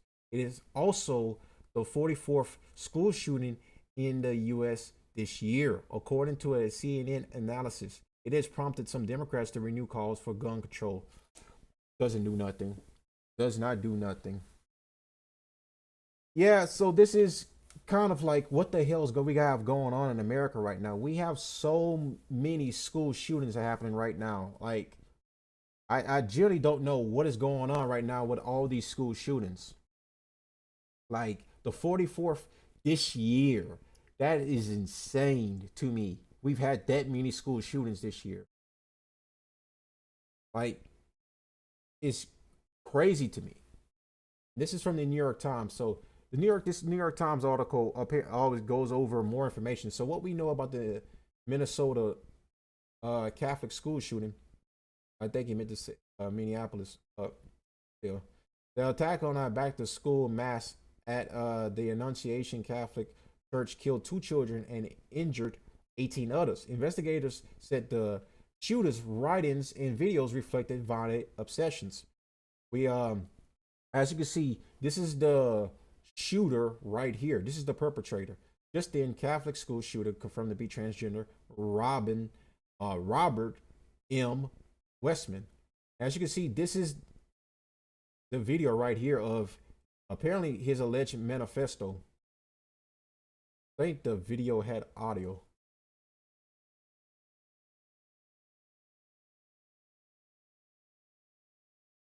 Apparently not. So this is them going over their manifesto. As you can see, it's a bunch of demonic like handwriting. So I just want you to just like observe what you look at what you're seeing right now in front of your faces right now, and just pay attention to what this person does. Of course, I wish we can hear what he is saying, but I mean, hey, we actually can't.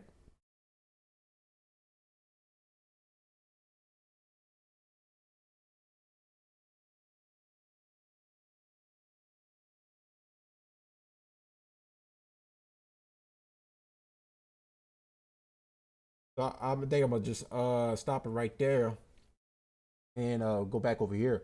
So what we know about the Minnesota Catholic school shoot, Minneapolis Catholic school shooting. An assailant on Wednesday, and I quote, I mean, an assailant on Wednesday fired through the windows of a Catholic church in Minneapolis, killing an 8-year-old and a 10-year-old and injuring 18 other people, including 15 children, the police said. The attacker then died of a self-inflicted gunshot wound. The Minneapolis police chief, Brian O'Hara, said the authorities identified the attacker as Robin Westman, 23, who once attended the school at the church. Annunciation Catholic Church officials said. Law enforcement officials said they recovered hundreds of pieces of evidence connected with the shooter. In recent months, the assailant visit the site as part of the planning for the attack. A senior law enforcement official who spoke on condition of anonymity to discuss the investigation said on Thursday, write-ins and videos by the assailant revealed a litany of grievances and violent obsessions. Interesting.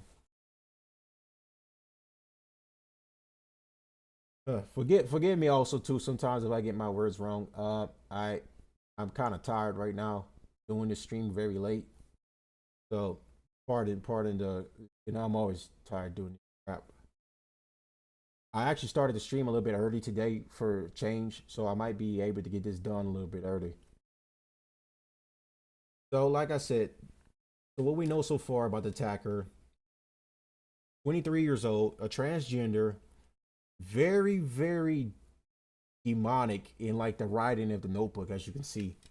So as we go back to X, this is another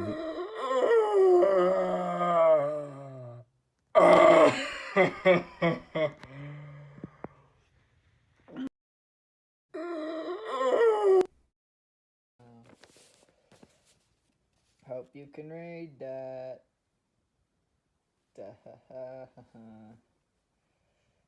Yeah. Peace, love, unity, and guns. Baka, my brata. This person is clearly just not right in the head right now. Just judging by this video, you could just tell like this person's just clearly this is like real mental illness right now. What you're witnessing on this video is just like real mental illness. I want you to observe what you're seeing right now. This is like textbook mental illness.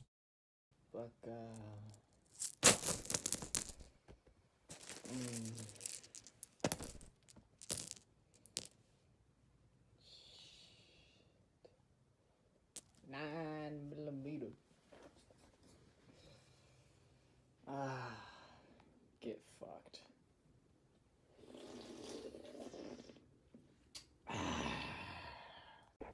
This message brought to you by BlackRock and ExxonMobil. Sponsored by Pabst Blue Ribbon. The thing about this, these videos right here, law enforcement should have stopped this from far ahead of time. Like, if the government is allowing Palantir to come in to basically help on crime, identify problems in America, and to help out law enforcement to identify crimes ahead of time before they even take place. In this instance, it shot. I'm against that, obviously speaking. So just to make it clear, but in a time when they really could have used this to stop the shooting, in this instance, it shot. I'm against that, obviously speaking. So just to make it clear, but in a time when they really could have used this to stop the shooting, could have been the most important moment right now, especially for all these children, especially those 2 children that lost their lives, and everyone else that was affected by this tragic day. 15 kids got injured, 2 got killed because of this monster, because we didn't stop this person. This just right here is just like, just the behavior that this person is exemplifying. Regardless of political ideologies aside, regardless of conspiracy theories or whatever, this right here is just straight demonic. It's just straight mental illness. That's what this is. It's sick. Brandon Herrera for president.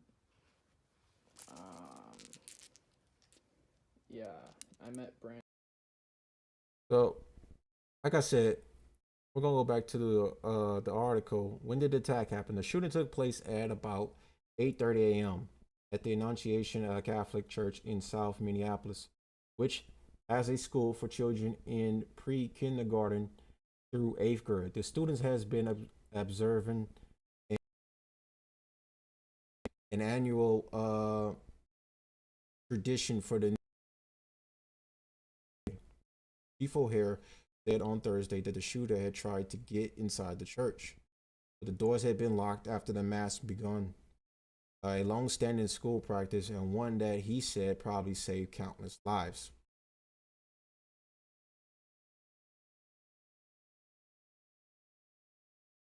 Just the thought of if those doors weren't locked and he got inside, I really just like don't even want to like imagine what would have happened if those doors weren't unlocked. I really just don't want to like imagine that. It's already hard enough to realize that we've had so many shootings this year alone. 33, I believe it was 33 exactly. And this one right here, even though it was not the deadliest one, was still pretty bad. Now we got a video here on YouTube from the New York Post. Who was the Catholic school shooter, Robert Westman? And we also have, I believe, I probably have to pull it up on the side, the mayor, Jacob Fry, talking about this incident. The attack of a deranged gunman rocked the nation after they opened fire on a Catholic school in Minneapolis, slaughtering 2 children and injuring at least 17 others on August 27th. Robin Westman. I also forgot to mention he's been observing this church for weeks. He's been like staking this church out for weeks, planning when he was going to make his move to go and commit this act of tyranny that he committed. This just goes to show you just like what we're dealing with right now when it comes to this type of stuff. Like these shootings alone, political ideology, society is just like, it's just straight like evil. I'm not even looking at this as like being like anything politics. This is just like just straight up demonic. The fact that people are turning this into like a political politics game is just like very just like disheartening. It's just non-human. You know, everything's not a conspiracy. Everything's not like about transgenderism. You know, of course they are mentally ill, but in some cases, like, to watch this video, the fact there was something in the video I didn't show for obvious reasons. There was a picture of him holding hands with the devil in the notebook that he was looking through in the videos. It was a picture of him drawing, well, apparently signified that he was holding hands with the devil. It's insane to me, man. Opened fire through the stained glass windows of a church at the Annunciation Catholic School before committing suicide. But who was Robin Westman? Here's what we know so far. 23-year-old Robin Westman, formerly Robert Westman, has been identified as a transgender woman from Minnesota. Westman applied to change names from Robert to Robin in Dakota County at 17 years old, according to court documents. The name change was granted in January 2020. The petition added that Westman, quote, identifies as a female and wants her name to reflect that identification. Just hours before the cowardly massacre, Westman posted a series of twisted videos on YouTube, which included a manifesto, Minneapolis Police Chief Brian O'Hare confirmed at a press conference. In one 20-minute video, Westman flips through a disturbing handwritten manifesto. In the deranged writings, it states that Westman had been suicidal for several years, but wanted to take others out too. Westman goes on to gleefully fantasize about, quote, being that scary, horrible monster standing over those powerless kids, and inadvertently confesses admiration for the 2012 Sandy Hook massacre, as well as... Bruh. To hear that type of stuff right there, it's just like, it's almost just scary to even send your children to school today. knowing that people like this are roaming around, people like this can just have these type of thoughts privately, and then it builds up to the point where it builds up no longer, then they just go out and commit the act.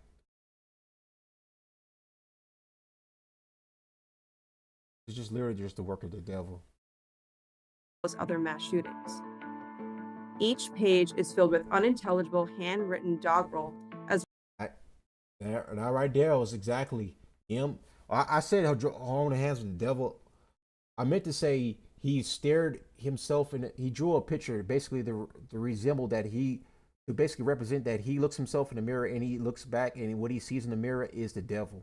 He sees himself as the devil. I said earlier that he said he was holding hands. I apologize about that. The fact it still doesn't change the fact that what this represents is the fact that this guy saw himself as just pure evil. This is just pure mental illness. This kid needed help. Needed help. This goes to show you exactly what we need. God, man.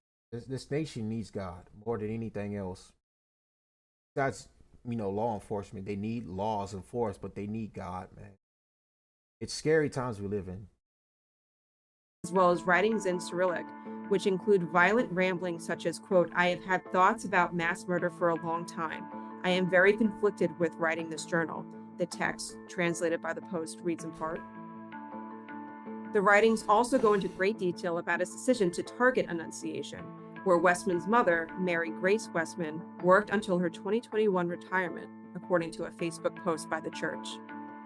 Quote, "Maybe I could attack an event at the on-site church," which was ominously scribbled. Quote, "I think attacking a large group of kids coming in from recess is my best plan. Then from there, I can go inside and kill, going for as long as I can."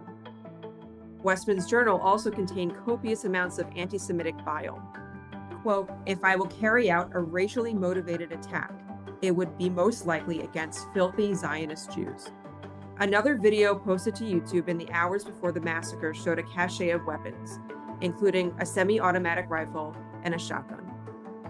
Ammunition magazines were scrawled with, quote, "For the children, kill Donald Trump, and 6 million wasn't enough," a reference to the number of Jewish Holocaust victims. While the deranged writings fantasize about assassinating President Trump and Jews, they also revealed a motive, that killing, quote, "children of innocent civilians would bring, quote, the most joy." Westman, who died at the scene of a self-inflicted gunshot wound, was armed with a rifle, a shotgun, and a handgun.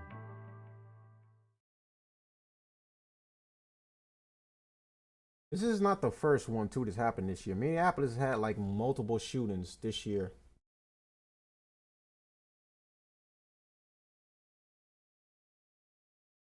It's just very sad.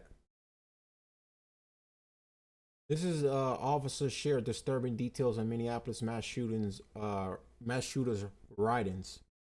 Look at this. We want to take you now to Minneapolis, where officials are giving an update on yesterday's fatal shooting inside a local church packed with school children. Let's listen in. HARA, I am the Minneapolis police chief.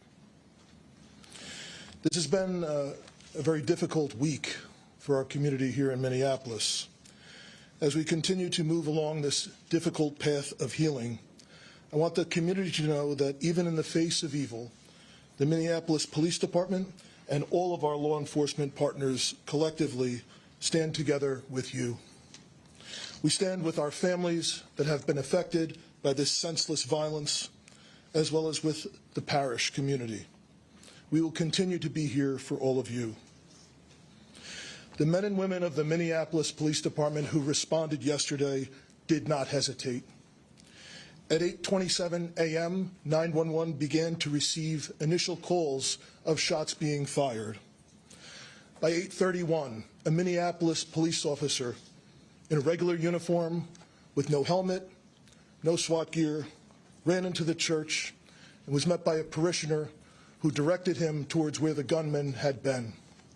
The parishioner later told me that was the first time that he, the children, and others there had any sense that they might be safe and survive. The members that responded yesterday exemplified the motto that is on the Minneapolis police squad cars, to protect with courage and to serve with compassion. All of our law enforcement partners, first responders, and many children, members of the school staff, and parishioners of Annunciation Catholic Church all showed incredible courage yesterday in the face of unspeakable horror. As the investigation continues, we will continue working alongside our county, state, and federal law enforcement partners as we continue to be critical as we piece together exactly what happened. At this time, we have identified a total of 20 victims that had injuries resulting from gunfire, including the 8- and 10-year-old who were killed yesterday. 15 of the injured are children between the ages of 6 and 15. 3 of those injured are adults in their 80s. Those who remain hospitalized need all of our support as we continue to pray for a speedy recovery for all of our victims. During the processing of the scene at Annunciation Church yesterday, 3 shotgun shells were recovered, along with approximately 116 rifle rounds. 1 live round was recovered from a handgun that appears to have malfunctioned as the shooter attempted to use it and became stuck in the chamber. There were 4 search warrants that were executed yesterday. 1 at the church, the others were executed at residences believed to be associated with the shooter. One of those residences was in the city of Minneapolis, a second one was in Richfield, and a third one was in St. Louis Park, which are both bordering municipalities. Additional evidence was recovered as a result of these warrants.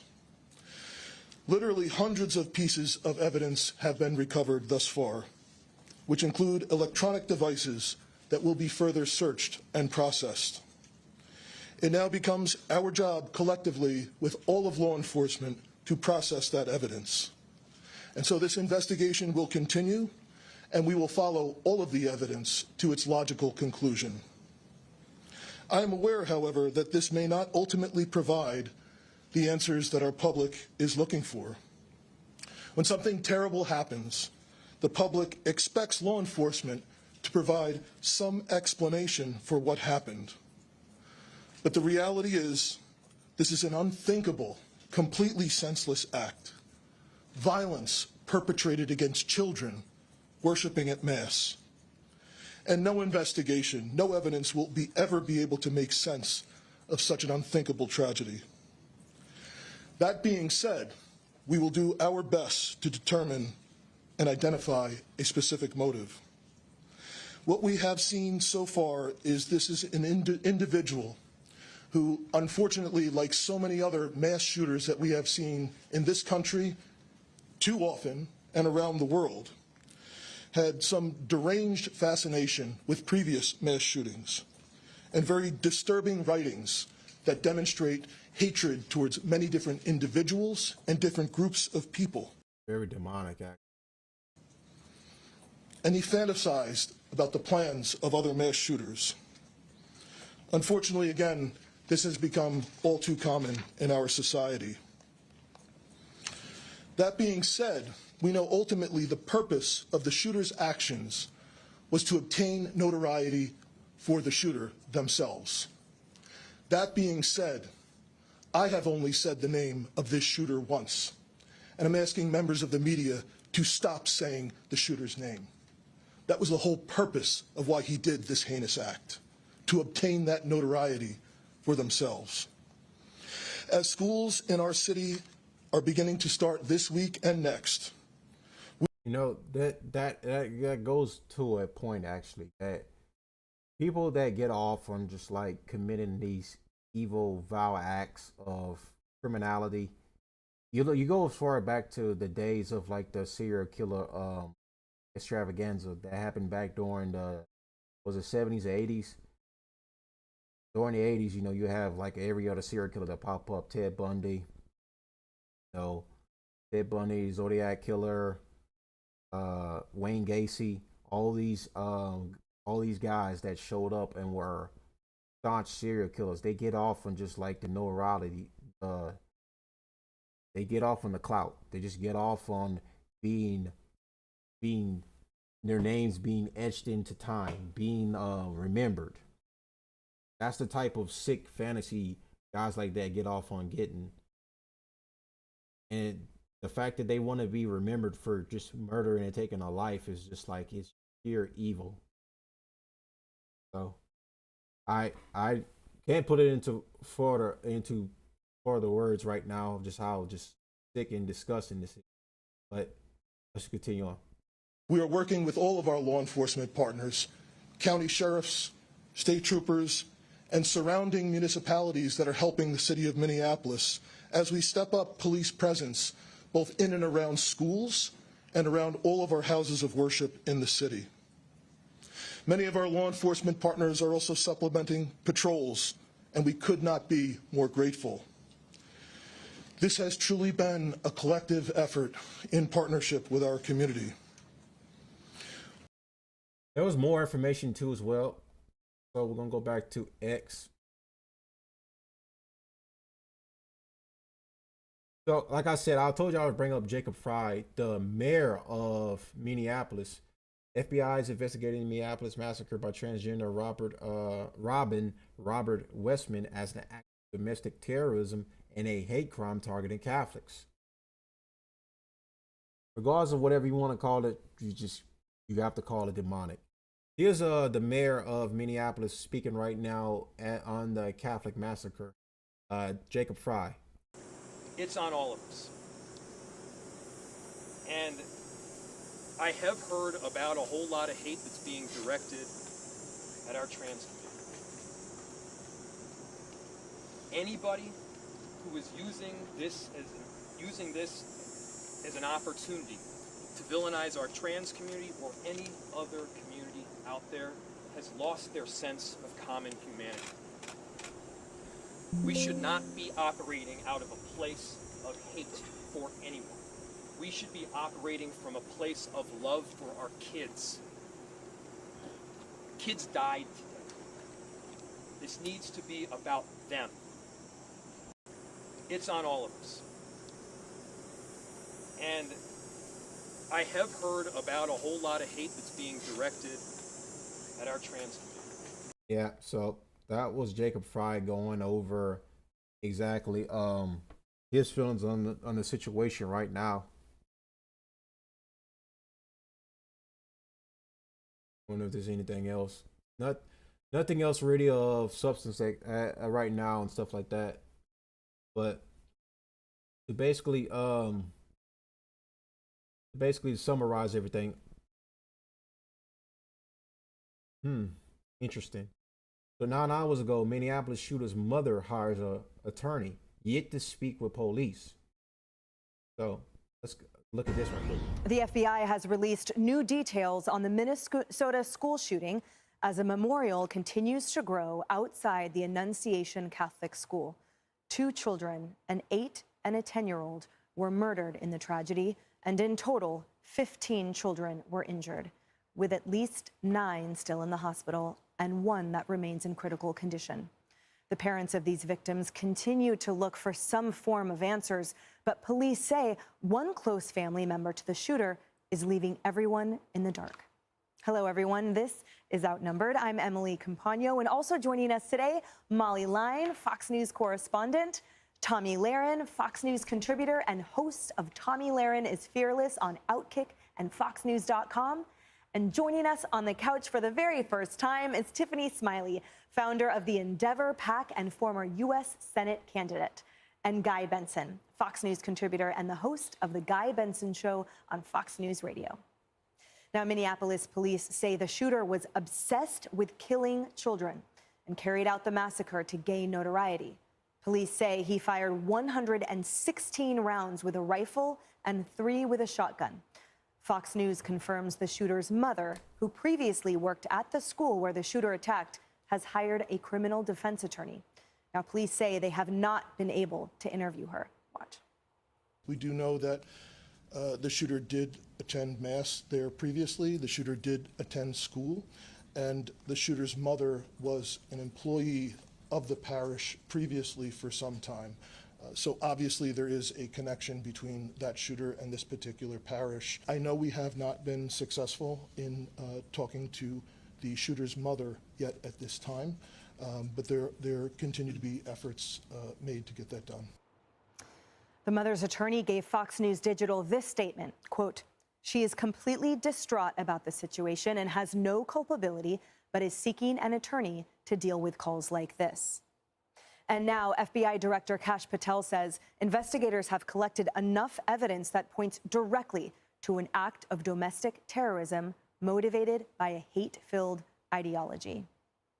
An absolutely tragic situation, Tiffany. As we learn more, it appears we won't be learning more from the mother of the shooter. Yeah, well, I mean, first, this senseless act of violence is absolutely gut-wrenching. It just hits you hard. I'm a mom of 3 boys who just started Catholic school, and my whole heart and prayers goes out to the whole community, to the parents, to the kids, to the teachers, and even to the shooter's mom.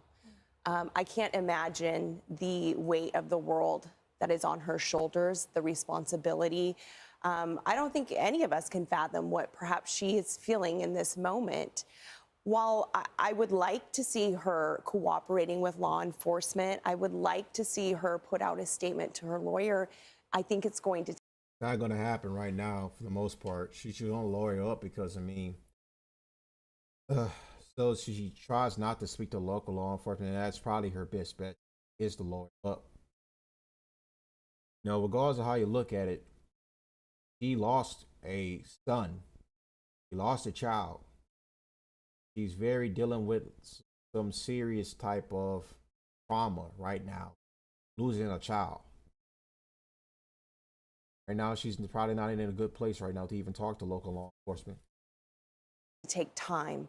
And I just can't imagine the place that she is in. But as we go along, she's going to have to communicate and work with law enforcement to get to the bottom of this. And I would hope that she could put something out sooner than later, just for everyone in the community. Yeah, your compassion is so generous. And we should, again, remind viewers, she was part of the community too, the Annunciation community. Yeah, so you think about this as a parent, and you've lost your kid, which is unimaginable and horrendous. And then with that, compounding the grief and the confusion and perhaps the anger is the fact that your kid also murdered other kids in the process of this horrific atrocity. So there is some sense of empathy that I feel. That being said, if there were signs that were missed, I'm sure she's probably thinking about this all the time. If she should have known something or did know something, we need to know that. And I do think it's important for her to cooperate with law enforcement. She doesn't have to talk to us in the media. I understand that. But law enforcement, she should cooperate with, because if she's distraught, which I'm sure she is, I think she owes this to herself and especially to the families of the victims of her son to help law enforcement to the greatest extent possible. And if she's not doing that, especially a few days from now, I think that's a problem. And Molly, perhaps, is there some type of fear of legal retribution? I'll just go ahead and end it right there. Look, personally speaking, it's probably going to be a minute for her to even get the courage to even already to conjure up the idea to talk to law enforcement right now. She just lost her child. And I get it. She does need to talk to the community. And I'm probably taking like more of a liberal stance on this, that she probably just needs a minute to really just take her time and grieve. You know, not even a liberal stance, this is a humanity stance. She needs her time to really just grieve and let it out. She's lost her child. She's obviously devastated that her child went out and committed acts of evil and took his own life in the process too as well. So she's probably just like, even to this day, she's still probably just crying her eyes out, dealing with so much crap right now, because, you know, she had to bury her own child along with others that had to bear 2 of their children too as well, and other parents that are actively in the hospital with their children right now. You know, and who's to say how they're going to be going forth with their mental health. It's going to affect them for a long time. So it's a sad situation, you know. Like I said, this has nothing to do with politics, nothing to do with churches, trans. It has nothing to do with gay. Just has nothing to do with none of that. This is just like straight evil.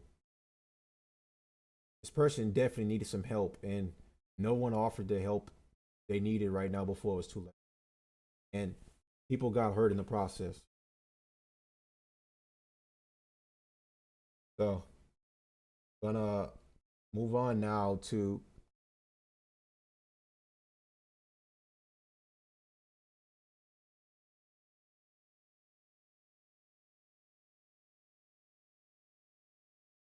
So we're gonna move on to my last story of the evening. We'll be covering the Benjamin Netanyahu admits genocide, slams AIPAC critics, and Trump owning Gaza. This is Patrick McDavid interviewing Benjamin Netanyahu about everything that's going on in Gaza right now. And we also have reactions to what's going on. But right now, I want to, before we start the interview, we have many people that question the legitimacy of is the war in Gaza right now, currently speaking, or for a lack of a better term, a genocide, actually a genocide. You have so many people debating whether back and forth about whether or not the war in Gaza is a genocide or not. So I have a video right here. What actual genocide experts say about Gaza. This is from Madi Hassan channel. He's going to go over in this quick 3 minute 15 video for you about what the experts say about the genocide currently going on in Gaza. The G word, genocide. Most media outlets in the West, even now, even as Israel continues to proudly flatten Gaza and starve the Palestinians of Gaza, refuse to use the term genocide. Joe Biden last year went out of his way to say what's happening in Gaza is not genocide. I'm gonna step away for the moment and get some, take another quick piss and get some water. Keir Starmer refuses to say it is, and pro-Israel groups often accuse anyone who says Gaza is a genocide of perpetrating an anti-Semitic blood libel. And yet here's the thing they don't want you to know. Genocide experts are almost all in agreement that what's happening is a genocide, per the legal definition under the Genocide Convention, acts committed with the intent to destroy in whole or in part a national, ethnic, racial or religious group. So here are the names, the expert names you need to know, including Jewish and Israeli experts, on the subject of genocide to avoid being gaslit by apologists for Israel. First, there are the academic experts who say Gaza is a genocide. Martin Shaw, who literally wrote the book, What is Genocide? Melanie O'Brien, who is the literal president of the International Association of Genocide Scholars. Dirk Moses, who is the senior editor of the Journal of Genocide Research. Eva Vukušić, who helped prosecute the Srebrenica genocide. William Shabas, who even defended Myanmar against charges of genocide, against the Rohingya, but says what Israel is doing in Gaza now is a genocide. There are also the Israeli genocide experts, the Israeli historians of the Holocaust, who say Gaza is a genocide. Professors Omer Bartov, Amos Goldberg, Daniel Blattman, Raz Siegel, Lee Mordecai, Dr. Shmuel Lederman, who was originally opposed to calling Gaza a genocide, but now says, quote, what Israel is doing in Gaza is genocidal in every sense. Then there are the human rights groups who say Gaza is a genocide. Amnesty International, Human Rights Watch, the legal clinics at top US universities who say it's a genocide, at Boston University School of Law, at Cornell Law School, at Yale Law School. The United Nations organizations and experts who say it's a genocide, the UN Independent International Commission of Inquiry, the UN Special Committee to investigate Israeli practices, multiple UN special rapporteurs. In fact, speaking the other week to the Dutch newspaper NRC, the Israeli expert Raz Siegel said, can I name someone whose work I respect who doesn't consider it genocide? His answer, no. The Israeli expert Shmuel Lederman says it's now the consensus view among genocide researchers. So apologists for Israel and lazy and cowardly both sides media outlets might want to reject the charge of genocide in Gaza. They might want to pretend it's hyperbole or even anti-Semitic. But the experts, the actual experts on genocide, they know a genocide when they see one. And they see one in Gaza. Did you like this video? Don't forget to subscribe to this. And here's one of those articles right here.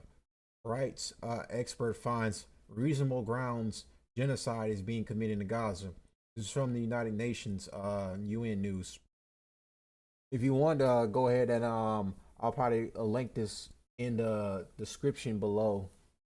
But this is like one of those articles that goes over and lets you know what is happening in Gaza is a genocide.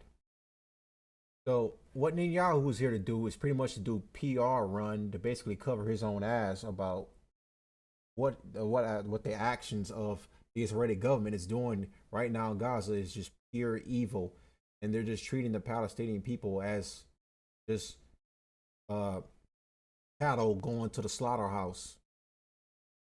They shoot them in the back right now when they're trying to just get aid for food, just to eat, just for their, especially for their starving children. They kill children that are just running to aid trucks to try to get food to eat. The burning in Rafah, completely destroying Rafah, actually, just like completely. The bombing of hospitals, churches, schools, spitting on Christians, killing Muslims, just like everything you could think of what's going on right now in Gaza. The concentration camps, the taking up prisoners, the vile, disgusting things they do to prisoners, especially on camera, on Israeli media, that I can't really show on YouTube right now. It's just all this stuff right now that I've described so far is exactly taking place right now in Gaza. And yet you're still see any of these people, these cold-hearted Zionists, these Zionist Jews that sit there and just take up and just say that what's going on in Gaza is not a genocide. It's a direct response to what Hamas has done. As long as Hamas is in Gaza, we will continue our occupation. We will continue the slaughter of innocent people who have nothing to do with any of this stuff. Pretty much, they have nothing to do with this war. They have nothing to do with Hamas. They have nothing to do with none of this stuff. You know, Hamas is a terrorist organization, but the IDF is so as one as well. All this stuff that's going on right now is just pure unadulterated, just like evil, disgusting. So I'm also gonna show Patrick McDavid's post interview reaction to what he got after this interview had dropped, because Pat got slammed by a lot of people. A lot of people. I could just show the conversation, but I'll wait till after the video to show that people were not receptive of Pat doing this. Actually, you know, it wasn't just Pat. The Nelk Boys interviewed him. He also went on another show that I'm not too familiar with. This guy was a staunch Zionist, a very hardcore one at that. He debated Dave Smith on Pearson Morgan. But the point is, post this interview, Patrick McDavid dealt with a lot of backlash. Post his interview, because I mean, he interviewed, like, as much as people want to sit up here and say that Netanyahu, what would you compare Netanyahu to? I mean, he's in like any other generational dictator in history that sit there and ruin iron fist and commits vile acts of evil and commits vile acts of genocide. That's what you really could just compare him to. I mean, there's a couple of names that come to mind, but when you look at it, Netanyahu will go down in history as one of those guys that was just like, I hate to say it, a revolutionary guy. I mean, call it whatever you is. I'm not sitting here giving the guy praise in that sense, but I'm sitting here saying that regardless of how long time might pass, I mean, Netanyahu will be remembered for all the stuff that's happened in Gaza. He will be remembered for years to come. The ICC has called for his arrest, but the only country I know for a fact that has would not even commit to that said arrest warrant for him, for Netanyahu, is the United States. And for reasons everyone wants to know, it's because of the lobbying groups that we have in the United States. It's because a lot of people look at worshiping Israel as God, as a blessing from God. It's basically they're chosen to do this. It's the message from God telling them that need to worship Israel. I'm not gonna get too deep into it right now. You know, maybe on a Rumble stream or Chill stream, whatever, I'll talk more about it. But right now, we're gonna dive into the interview and hear what Netanyahu has to say about the genocide that's happening, and see how, and you could just pick, and you could pretty much just see the propaganda right in front of your face, right when he starts the interview. You already know what he's gonna just say. He's gonna downplay everything. That's just what these guys do. Once they make a phone call to America, America better do or else. Do you agree with that? Do you know President Trump? You don't make him do anything. He does what he thinks is in America's interest, and he's very forceful about it. Would the war and the Hamas attack have happened if President Trump was president instead of Biden? Probably not, but it's hard to say with these maniacs. I think Iran would have been more careful. I'm curious, did you... One thing I also forgot to mention, anytime they just commit a heinous act, whether it's killing international reporters, or any of the local reporters, which they've done a fantastic job at that, killing innocent civilians, bombing hospitals where people were just trying to seek aid, they always blame it on Hamas. Everything is Hamas's fault. Hamas's fault. There were Hamas fighters in there. We had to blow up the hospital because Hamas was there. This is just what they do. The sick shit they do. And they wonder why right now the opinion of, like, there was a poll that came out recently, and they find that for the first time ever, the majority of people were sympathetic towards the Palestinian occupation. The first time. Because for a long time, everyone has looked at Israel as just look at Israel as the promised land of the chosen. Now it's now starting to change. Now the tide is starting to change now. You know the president was going to be saying this. We're going to take over that piece and we're going to develop it, create thousands and thousands of jobs. I'll bet you don't know this, Patrick. If America wants to come in and invest, that's a good thing. It's not a bad thing. So you would be okay if America takes over Gaza and it becomes something that we control. You'd be okay with that?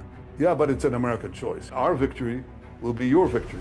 Why haven't you yet recognized the Armenian, Assyrian, and Greek genocide that the Turkish did to that community? If you step foot in their country, they're supposed to arrest you. They're calling you a wartime criminal, the offenses you've done, they're calling it a genocide. It's been a battle that has been going on for 3,500 years. So I'll have to do what we have to do. We'll fight with our fingernails if we have to. A lot of people felt in their gut, but they didn't have the guts to say it out loud. I don't know if it's come from you, though. I don't know if it's come from the Prime Minister of Israel. Yeah, I just did. Okay. Here you go. All right. Well, thank you for doing that.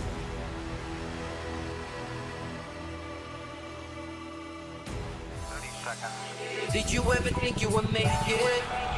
Than anything I ever said. Prime Minister Netanyahu, it's great to have you on the podcast. Good to be with you, Patrick. So I have a very simple, open-ended question for you. Why are you doing this podcast tour? Well, number one, because I heard that you invited me. Number two, because I think it's a way to puncture the lies and the vilifications that are leveled at Israel. And I think that's part of the, we have a 7-front war with Iran and its proxies, but this is the 8th front, the battle for truth. So that's why I'm doing it. It's interesting when you say that, because when we look at a couple numbers, if we think about the Pew Research that came out a couple months ago on the unfavorability rate of Israel, they have you 24 out of 5. If I look at the number, Rob, I don't know if you have it to pull it up. If you look at the numbers, you would see the 24-country median is 62 to 29 being favorable. Why do you think so many countries are unfavorable of Israel today? I think it's a combination of historical trends, but also of the impact of social media, especially engineered social media with paid bots. and this new media environment that we're in. There's also, I find that another thing too. They're paying influencers now, basically flying influencers to Israel to go on a propaganda tour. Like I believe like there's like 4 big Republican influencers just went to Israel right now and are basically running PR game for Israel and saying that, hey, there's no genocide over here. Look at all this food over here. But Hamas is keeping on the food. But Hamas is keeping on the food for themselves. What they need to be doing is taking Ozempic so they can lose all their fat, so they can lose all their weight. It's one of that was that gay black guy that gave Republican political commentator says on X. I don't know why anybody takes this guy seriously. I mean, he's literally gay, for one.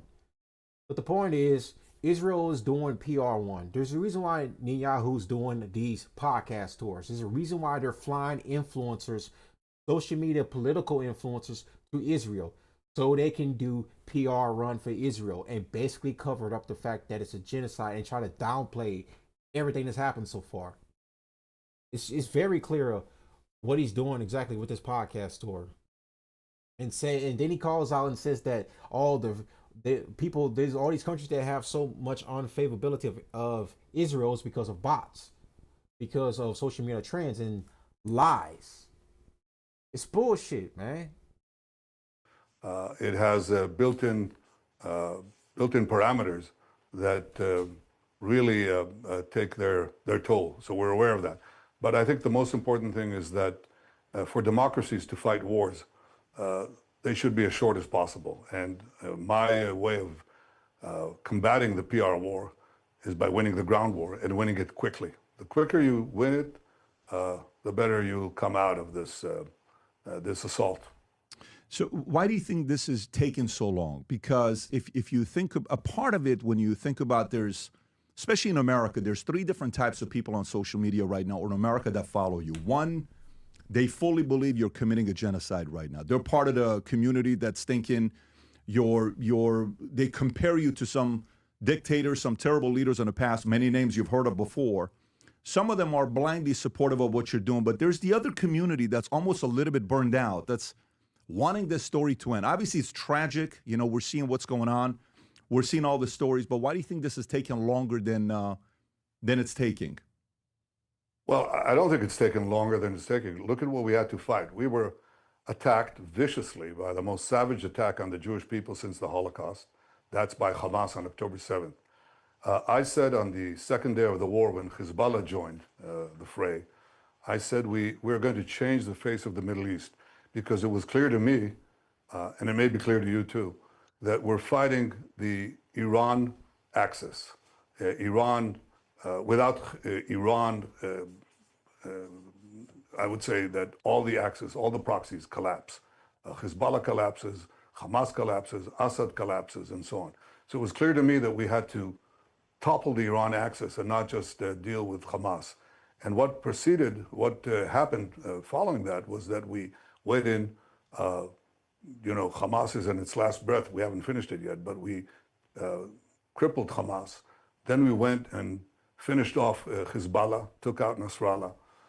That led to the collapse of the Assad regime, whose armaments we destroyed. The Syrian army's armaments. We dealt with the Houthis, still dealing with them. And then we had Iran itself that had struck us, and we had to strike back. And as you see, we changed the face of the Middle East, not only because we hobbled the proxies, but because Iran, which was a totally invincible enemy, throwing its weight around not only in the Middle East, spreading terror everywhere, and trying to arm itself with nuclear weapons and ballistic missiles to deliver them, we struck them very hard. So when you fight these 4 fronts, and there are another 3, by the way, that I haven't mentioned, when you're doing that, a small country, it takes time. But I think we're approaching the final leg, and that's really finishing off Hamas. We can't have those monsters at spitting distance from Tel Aviv and our communities, and we're going to finish it. Yeah, so when you say that for a person that lived in Iran, I look at the critics and they're giving, hey, let me tell you, it's not fair what he's doing with this. And you see ICC, which the average person, when they see ICC, 124 countries, that if you step foot in their country, they're supposed to arrest you, okay? And they're calling you a wartime criminal, the offenses you've done, the amount of, again, like I said earlier, they're calling it a genocide. I could be wrong. I don't think he's been in any other country besides the United States. Ever since the ICC had that issued that arrest warrant for his arrest, I think he's only ever been to the United States. I don't even think he can step foot in any other country because they're supposed to arrest him. Because I remember there was a remembrance for a rabbi. I believe it was before Trump got elected to office last year, and it was in Poland, and that's where Netanyahu is from. He's not allowed to attend it because, like, if he stepped foot in Poland, they would arrest him. So I don't even think he can even go to any other country besides the United States. That's why he's been here like at least about 3 times or 4 times this year now. How do you answer to the critics that they don't follow politics, they don't follow the stories closely, but if they see if they see 120 something countries that if you land there, they're supposed to arrest you, the average person is going to say, maybe this isn't a good guy. Yeah, well, they said that about Churchill too. He was a warmonger when he was talking about the German Axis and the danger to the West. He said he warned of the slumber of democracies. And I guess if I learned one thing from our history, the history of the Jewish people, is that you can't sleep. When somebody says they're out to annihilate you, you better take it seriously and act to prevent it. And that's the central lesson that we learned in the rebirth of the Jewish state and the Jewish people in Israel. We don't wait to be annihilated. We take forceful action against our would-be annihilators. And I think that, people see it after you do it. After you do it. After you realize your vision, then people say, well, yeah, we begin to understand it. But they don't before, and that's certainly true of the case here. In the United Nations, you have 180 countries, 190 countries, and a great majority would tell you that the earth is flat. It doesn't make it flat. And the vilifications against Israel is a country committing genocide and other war crimes. That doesn't make it true either. Let me tell you, did you ask me about the ICC prosecution just now? Mm-hmm. Well, let me tell you about that. You know something funny? I don't know if he's going to say it in this interview because this is my first time watching everybody. You know what? When that verdict came down, he called it anti-Semitic. He says the arrest me is very anti-Semitic. Would you believe that? He's calling for his call for arrest anti-Semitic. It's anti-Semitic to want to arrest me, to hold you accountable for killing hundreds of plus of people. Hundreds, thousands, probably 200s, upwards to 300 plus thousands of people. It's anti-Semitic to arrest me for that. It's Hamas's fault. Ludicrous. So we were going to have this ICC prosecutor who's since been basically put to pasture. This ICC prosecutor was going to come to Israel. The prosecutor who's since been basically put to pasture. This ICC prosecutor was going to come to Israel in the beginning. Israel has, it has a proper judicial system, and I don't see any real problem there. And he was about to come. And a day before he's about to come, he suddenly cancels the trip. And 2 days later, he issues this war crimes charge against me and the former defense minister. And we didn't understand, why did he do it? It took us months to discover that a few days before that, he was confronted by one of his staff members, a senior staff members, who brought the charges of rape and sexual misconduct that this prosecutor carried out against one of his staff members, a woman, a Malaysian woman, by the way, who's fiercely anti-Israel. But she had suffered this harassment and these rapes for over a year. Khan believed that this was his ruin. His brother, who's a British parliamentarian, was in jail for sexual misconduct too. So he said, that's it, that's the end of me. And then he figured out that there's one way to get out of this, and that is to deflect the entire conversation, to preempt it by blaming the Jews and blaming the prime minister of the Jewish state And that's essentially what he did. Since then, you should know that there have been 4 or 5 other women who charged him with sexual misconduct. So what you have here is the ICC, which is a corrupt organization, totally politicized, unelected, that wants to, basically preempt the sovereignty of nations. And that's why the United States is not a member. They won't tell the United States that its soldiers are committing war crimes because some woke people in The Hague are telling you that. This ICC, this corrupt ICC prosecutor, thought that he would escape justice by basically by condemning us.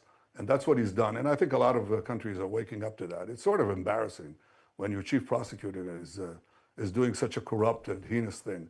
But that's the ICC. I mean, President Trump has put sanctions on him. He's put sanctions on the judges who did this. I think he's just facing, that's what I like about him. He just cuts to the chase. This is a corrupt organization, a corrupt prosecutor, corrupt judges, and it reminds me of that movie. You remember Network? I think. Yes. We're not going to take it anymore. And it's not just Israel, because if they target Israel and they say to a democracy defending itself against these savages, you can't defend yourself, then no democracy is safe, and America isn't safe. So I think that's come out. There is extraordinary vilification. The thing about I love, anytime it has something to do with Israel, he always brings us into the fold. If they attack us, remember, they could attack you. That's why you need to get involved. That's why you need to get involved in our wars. It's the same thing in Iran. Iran is days away from completing a nuclear weapon. You know how long Netanyahu's been saying this? He's been saying this for decades. He's been saying this for years. Since he's been in power in Israel, he's been saying this for a long time about Iran is like a week away from making a nuclear weapon. And to this day, they still haven't even got one. But he insists on the American superpower to get involved in their wars, to fund them and their battles. Crazy. Extraordinary lies leveled at Israel. They're meant to prevent us from exercising. The crazy thing about it, the politicians would just fall for this crap because they feel like it's their God-given right to defend Israel, no matter what. Israel can do no wrong, according to none of these people, because they're God's chosen people. They can't see it any other way. Our legitimate right of self-defense, they won't succeed. So if we talk about the legitimate right for you to defend yourself, you'll see the numbers. I'm a business guy. I'll see how this war has cost you roughly $120 to $130 billion, whether it's Hamas, Gaza, Iran, roughly $120 to $130 billion, reports that we read. Your debt to GDP ratio went from 60% to 75%. So some of the Americans, they're sitting there saying, yeah, we give you guys roughly $3.8 billion. For the war, America's given roughly $30 billion, which most of it was in weapons. But if you're going from 60 to 75%, how much longer can your economy or even the state be able to afford the war? Patrick, I'm going to have some good news for you. Please. I led first as finance minister and then as prime minister, a free market revolution in Israel. And Israel became a wealthy country because we unleashed the genius in our population and innovators and just incredible capacity to produce products and services that service all mankind in medicine and communications. That cell phone that you're probably holding half of it is probably made in Israel. And the cherry tomatoes that you eat, they were made in Israel and so on. And medicines that you use, made in Israel. So Israel became a powerhouse, a juggernaut of innovation and enterprise. And it strengthened our economy. We went from $17,000 per capita to about $60,000 in a very short time. It's a tremendous success story. Now, here's the truth. This is something I just saw, a slide. I wish I had it here. Too bad. But the slide shows investments in R&D that a country receives from foreign sources. So number one is the United States, like huge. Number two, in absolute terms, now as we speak, today, is Israel, tiny Israel. The next country is Germany. It's 2/3 of Israel, and the rest of the Western countries fall further and further behind. So our economy is actually doing quite well, I should say, and it's amazing. And you're right to ask it. But there was an economic miracle in Israel, which I'm very proud to have led. And we just have this resilient capacity, both in our economy, but also in our fighting spirit. You know, we've gone through the Holocaust, and I'm committed, as are my people, to prevent a second Holocaust that Iran was planning. And that's what we've been doing in this war. It's taken this long because we had to break this noose of death that Iran was going to put on us in their plans to conquer the Middle East, in their plans to then proceed to Europe, and in their plans to then proceed to America. They say death to America. We're just standing in their way. And boy, did we stand. Let's be real. They can say death to America all they want. Can they really touch us military-wise? No. Stand in their way. So I guess the question to kind of move on from this one, do you see yourself, if you're saying the war is not going on for too long, if this thing takes a couple more years, do you see yourself getting to a point that you're going to need to the American taxpayers and need more money and support, or are you able to sustain the expenditure that you have right now? Yeah, I think we've organized that, and we're perfectly able to do that. I want you to know one other thing. I think Israel is different from your other allies. We reaching the 3-hour mark right now. I was trying to get off at 2, but I look like I'm going to be reaching the 3-hour mark now. Spend an inordinate amount of our GDP, inordinate amount, to defend ourselves.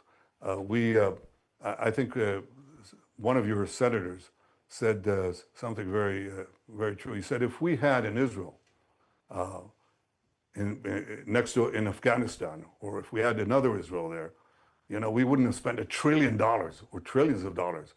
Israel is receiving and is very grateful for the American military assistance at about $3.8 billion a year. Netanyahu, I forgot to mention this earlier, 2 weeks ago, authorized the full, complete takeover of the Gaza Strip.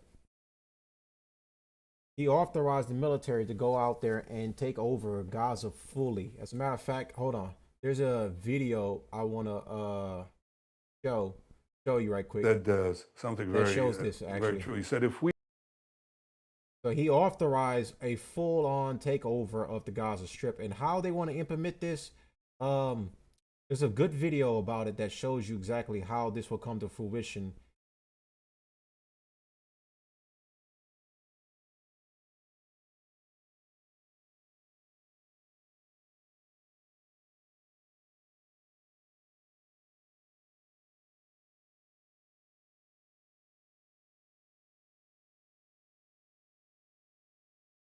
AI Tele is a good channel. All right. 3 weeks ago, Israel Gaza takeover. According to the UN, 87% of Gaza's areas marked in red are already under Israeli military control or subject to evacuation orders. The IDF is now planning to take over the rest of Gaza, including Gaza City and Deir al-Balah, a move that has raised eyebrows across the world. Israel now seeks to take full control of Gaza City, and its plan is methodical and relentless. Here we'll take a look at how the IDF strategy and plans to take over the whole of Gaza City. The Israeli Defense Forces push forward with combined arms assaults, where tanks, armored vehicles, and heavy bulldozers work in unison with advancing infantry. The bulldozers clear debris, punch openings through buildings, and provide mobile cover, reducing the vulnerability of foot soldiers. Tanks take the lead down hostile streets, absorbing the brunt of enemy fire while creating space for infantry to move. This advance is tightly choreographed. Infantry squads work hand in hand with the armor, sweeping through buildings room by room, while tanks and armored vehicles provide suppressive fire and overwatch from the outside. Each movement is deliberate, designed to shield troops from ambushes and sniper fire. The city is divided into sectors, or pockets, which are systematically encircled and isolated. Once an area is cut off, forces move in to clear it, and then hold it before pressing forward. The approach is slow and methodical, a war of attrition rather than a rapid blitz, with each game consolidated before the next push begins. Firepower plays a central role. Drones attack helicopters, and precision-guided munitions target enemy positions, often destroying entire structures before troops set foot inside. Tactical units deliver heavy suppressive fire during advances, making it nearly impossible for Hamas fighters to mass or maneuver in the open. Beneath the city, another battle unfolds. Hamas's vast tunnel network has long been an obstacle, but the IDF now fights both above and below ground simultaneously. Special operations and engineering units enter the tunnels as surface forces advance, sometimes even using the passages for their own maneuvering. Engineers bring explosives and specialized detection. This is pretty much how Hamas is able to get around freely without actually being touched by the IDF. The crazy thing about it, they actually have a missile capability to be able to bomb underneath without even having the need to go the bomb above surface. They have the missile capability to do that. They just don't use it. For obvious reasons, is because when you hit them, they apparently want to hit you hard, and they also want to, apparently, they don't even care about their own safety of people around them. They don't even care about their own soldiers because of a certain thing called the Hannibal Directive that requires them to kill their own hostages, because if one of theirs is captured, then they end up having to give up a lot for that captive soldier or a powerful political figure, and they don't want to go through that hassle of doing any of that. That's why they'll just technically take their own people's life, whether it be a soldier or an Israeli, a regular Israeli citizen. The Hannibal Directive requires them to kill them so that way they don't get captured. Tools to locate, breach, and destroy tunnel systems, coordinating closely with units fighting above ground. In the dense urban core, combat becomes intimate and dangerous. Infantry squads move cautiously through buildings, clearing them room by room and floor by floor with grenades, flashbangs, and close quarters battle tactics. Overwatch teams guard exposed windows and doorways, while commanders plan each movement to avoid the booby traps and hidden ambushes that are common in Gaza's tight streets. Small drones buzz overhead and even indoors, streaming live intelligence to commanders so they know what lies ahead before entry. Every movement is guided by an intricate web of intelligence. Drones, intercepted communications, and on-the-ground informants feed a constantly updated map of threats, tunnel locations, and enemy concentrations. Artificial intelligence plays a growing role, helping to identify, prioritize, and verify targets in real time, aiming to maximize impact while minimizing civilian harm. Engineering units remain vital throughout the operation. Armored bulldozers and other specialized vehicles carve paths through rubble, breach barricades, and dismantle explosive traps, keeping the advance moving while denying the enemy places to stage an attack. Amid the chaos, casualty evacuation becomes its own battle. Medics trained to operate under fire move with frontline units, stabilizing the wounded in confined and dangerous spaces. Sometimes they coordinate with armor for protection or rely on drones to scout safe routes out, turning each rescue into a race against time under the constant threat of renewed attack. But can they really defeat the Gaza militant group? So let's take a look at it. Israel has launched a new phase of ground operations in Gaza, with a particular focus on central areas such as Deir al-Balah. For this renewed offensive, one of the main goals is to dismantle what remains of Hamas's military infrastructure. According to Israeli military officials, the operation targets areas where the Israeli Defense Forces have not yet conducted ground invasions, in an effort to eliminate the group's remaining capabilities. Another key objective is to expand the territory under Israeli control. Deir al-Balah, until now largely untouched by ground forces, is being targeted as the IDF looks to establish a broader presence in central Gaza. The area had previously been avoided due to concerns that hostages were being held there. The hostage situation has played a significant role in shaping Israel's strategy. Earlier reluctance to enter certain regions stemmed from intelligence suggesting that Hamas was keeping hostages in those areas. But with ceasefire negotiations and hostage talks currently at a standstill, Israel has shifted tactics, ramping up its military pressure in hopes of breaking the deadlock. Israeli officials also argue that these actions are necessary to prevent a resurgence of Hamas. They believe that if fighters and infrastructure are allowed to remain intact, the group could regroup and continue to pose serious threats to Israeli civilians.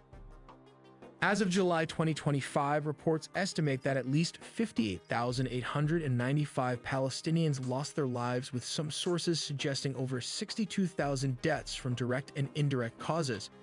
In Israel, about 1,139 people, mostly civilians including women and children, lost their lives during and shortly after the October 7 attacks.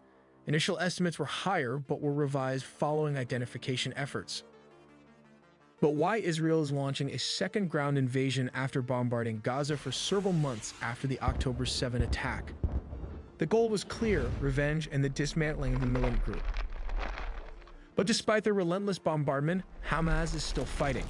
Here's how their strategy has shifted. The militant group has moved away from traditional battlefield tactics and embraced a decentralized insurgent style of warfare. With many of its top commanders killed and its command centers destroyed, the group now relies on small, autonomous units operating independently. These compartmentalized cells are much harder for Israeli forces to detect and eliminate, allowing for a more agile and unpredictable approach. Guerrilla tactics have become the new standard. Ambushes, sniper fire, IED attacks, and hit-and-run raids are now their primary methods of engagement. Rather than engaging in direct confrontations, these units use Gaza's dense urban landscape to strike Israeli forces and quickly disappear before a counterattack can be launched. This decentralized structure not only keeps operations going, but also ensures that even if senior leaders are lost, the group can continue to wage its fight on multiple fronts. Despite the devastation of much of its weapons manufacturing infrastructure, Hamas has managed to salvage and repurpose equipment. Tools and components recovered from damaged tunnels and factories have allowed limited production to resume. They are once again building rockets, anti-tank missiles like the Kornet and Kassan rockets, and improvised explosive devices IED, which we will discuss further in the video on how they are made.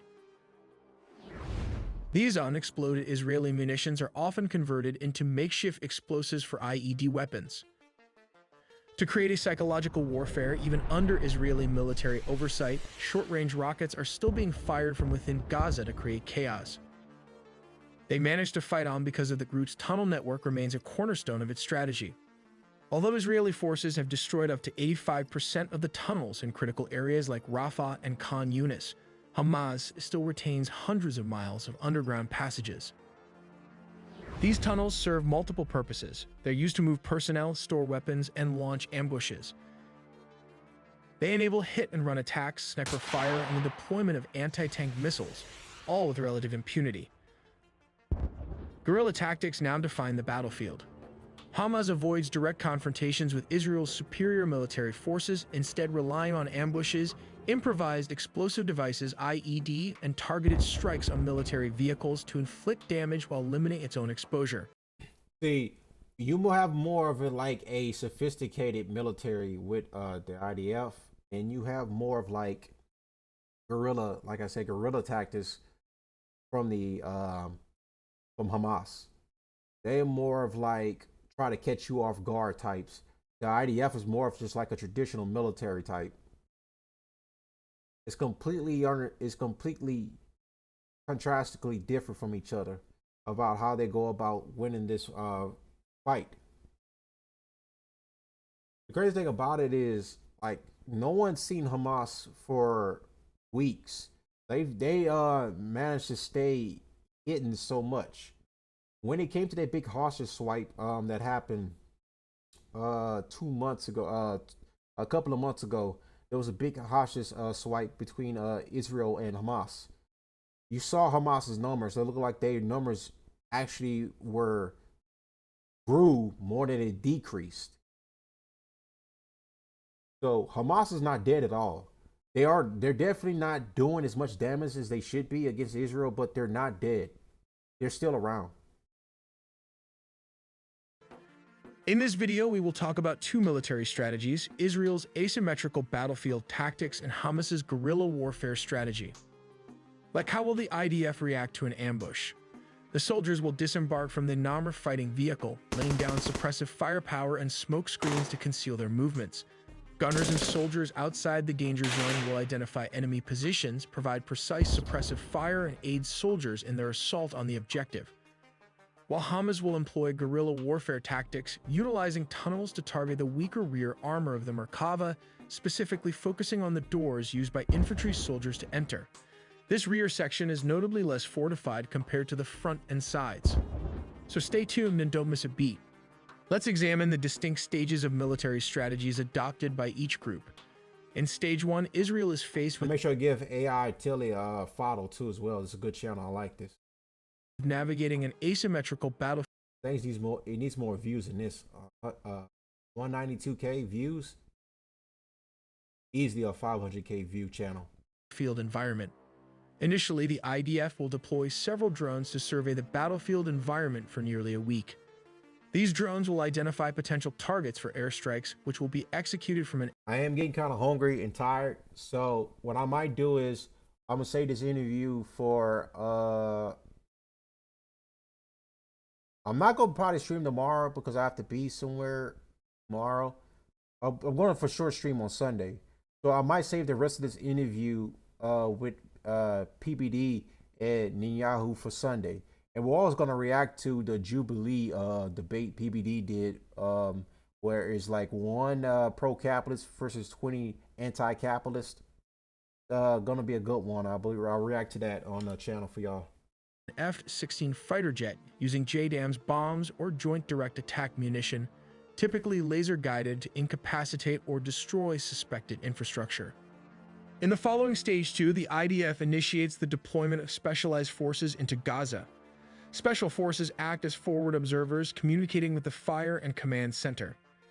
These highly trained soldiers are tasked with establishing longitude codes crucial for guiding the self-propelled guns or directing artillery fire. This includes the deployment of the Iron Sting shell and missiles mounted on tracked vehicles. Just like this short animation shown here, the soldier inputs precise longitude codes and loads the Iron Sting round into the launcher tube, triggering detonators upon impact with the firing pin, activating the propellant charge. More charges mean greater travel distance as the propellant launches the Iron Sting, guided by fins and sections, effectively targeting stationary structures like small bunkers. The front fuse activates the warhead, penetrating concrete layers before detonating inside reinforced bunkers in delayed mode. This is stage 3, the most dangerous part of the battlefield, requiring regular infantry soldiers to be deployed in Namur infantry fighting vehicle. IFV can carry around 8 fully armed soldiers. This Israeli vehicle was initially based on the Merkava Mark I chassis and incorporated concepts from the Merkava Mark IV. In this animation, the Merkava tank acts as a lead vehicle while the Namur carries infantry soldiers. For now, let's take a look at how soldiers are trained and react to an ambush. As the squad conducts operations, it may encounter a near ambush while mounted. The actions taken by the squad are determined by its distance from the enemy at the time of the ambush. Step 1. Gunners in the kill zone immediately return fire and deploy vehicle smoke while moving out of danger. Step 2. Soldiers and disabled vehicles in the kill zone immediately obscure themselves from the enemy with smoke, dismount if possible, seek cover positions, and return fire. Step 3. Soldiers in the kill zone assault from the ambush and destroy the enemy firing from the buildings. Gunners and soldiers outside of the kill zone identify enemy positions, place well-aimed suppressive fire, and support soldiers assaulting the objective. Step 4. The unit leader calls for and adjusts indirect fire and requests close air support in accordance with established tactical procedures. The unit leader reports the contact to higher headquarters, conducts consolidation and reorganization, and continues the mission. This is how the Palestinians got external support for their military strategy. With traditional smuggling routes through Egypt heavily disrupted, the group has become increasingly reliant on Iranian technical assistance and weapon designs to sustain local production of drones and rockets. Even amid war, Hamas maintains a degree of governance by controlling the distribution of humanitarian aid. By diverting some food resources to its own ranks, the group secures loyalty and presents itself as a stabilizing force. Strategically, the militant group has entered a survival phase. With most of its long-range rocket arsenal depleted, the focus has shifted to short-range attacks and psychological tactics, like intermittent rocket fire near border areas. Still, the group faces serious obstacles. The near exhaustion of advanced weapon stockpiles has forced the militant from Gaza to rely on cruder arms. Discontent is also rising among the civilian population. Let's take a look at how they achieve this very simple weapon. First of all, they use some common household ingredients such as sugar and potassium nitrate, which can be easily obtained as a fertilizer. Then they start by melting the sugar, mixing in the fertilizer, and pouring the resulting mixture into a mold to form a properly sized propellant slug. This propellant is subsequently placed into a round tube, which serves as the rocket's body, typically made from locally available water pipes. You might wonder why sugar is included in the mix. Sugar contains a substantial amount of energy, but it releases this energy slowly when it burns. The fertilizer serves as an oxidizing agent supplying oxygen. This allows for a much quicker release of energy. When the right proportions are used, it burns fast enough to propel a rocket, yet not so quickly as to cause an explosion. Rockets are launched from a simple steel frame for quick deployment and easy removal. And a wire connected to a battery ignites the rocket's solid fuel propellant, which burns for a short time, propelling the rocket upwards. After the burn, the rocket follows a predictable parabolic trajectory. The fuse sets off the warhead, a mixture of potassium nitrate and sugar, creating an explosion and dispersing shrapnel. Let's take a look at this militant guerrilla warfare strategy under its belt. First of all, it has hundreds of miles of tunnels. Like I say, he goes into great detail about the contrast differences between the IDF and Hamas. You see different type of military strategies of how to achieve success from both sides, with many levels one above the other. This creates a quick hit-and-run tactic, so let's take a look at how this strategy works. Let's assume that this is the Merkava target for the militant groups. Remember the tunnels we talked about in our recent video? The guerrillas would come out of the tunnels with these anti-tank RPGs. The Merkava has a trophy system, which works when the radar detects and classifies incoming targets. If a threat poses a danger, the countermeasure engages to neutralize it, keeping it away from the protected zone. This system is primarily designed to protect against anti-tank missiles, but it does have its weaknesses. It was reported that they would fire the Al Yassin RPG at very close range to limit the trophy system radar to achieve its full potential. They would also target the rear armor, that is these doors for infantry soldiers to enter, which is substantially weaker than the front and sides. The second option of what Hamas would do is hitting the tanks with RPG just below the turret to damage the tank or render it stationary. The network comprises an estimated 1,300 tunnels, spanning a total length of around 500 kilometers, which translates to 310 miles. Like I said earlier, this is how Hamas is able to move around freely from the vision of the IDF. They move around in these little tunnels underneath Gaza. And the crazy thing about it, like I said, the IDF has the weaponry to be able to bomb underneath without even having to bomb the surface level. But they ridiculously decides to bomb the surface level anyways. Some of these tunnels delve as deep as 70. And they always have the same excuse that there was a Hamas agent in the crowd. Hamas uses the Palestinians as human shields.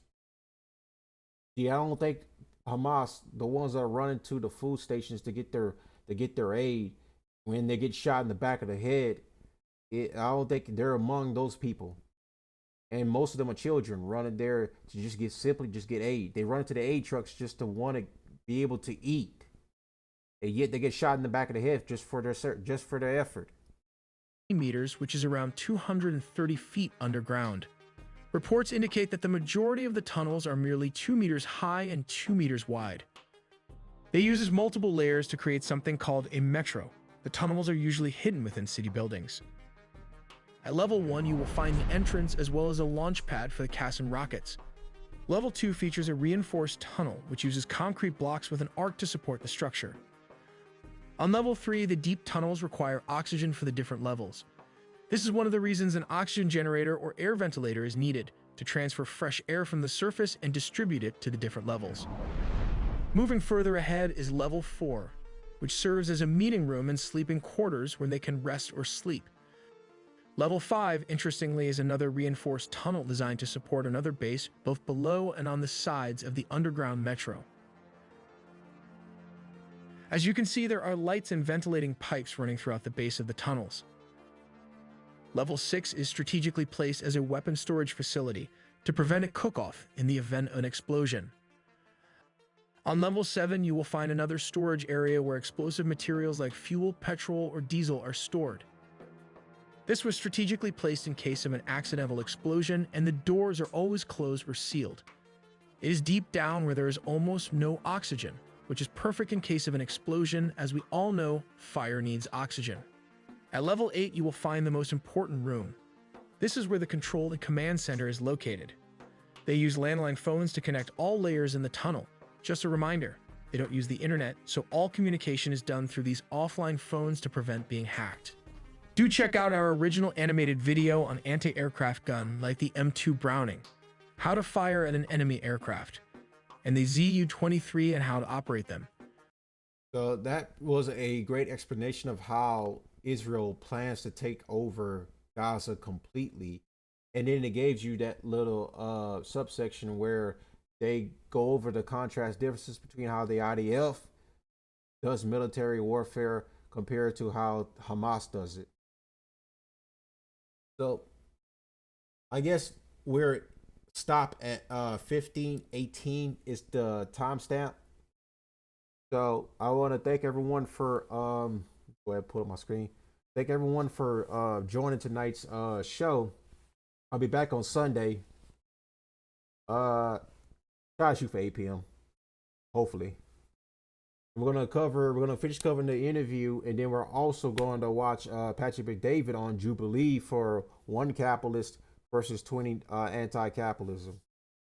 Capitalists, actually. But anyways, like I said, I want to thank everyone for coming out. Make sure you smash the like button, write it in the comment section. Let me know how you think about the stream, whatever. And give me some feedback and let me know what I can improve on for next stream. But anyways, I want to thank everyone for joining in, and have a good rest of your day or a good rest of your night. And see you on the next one.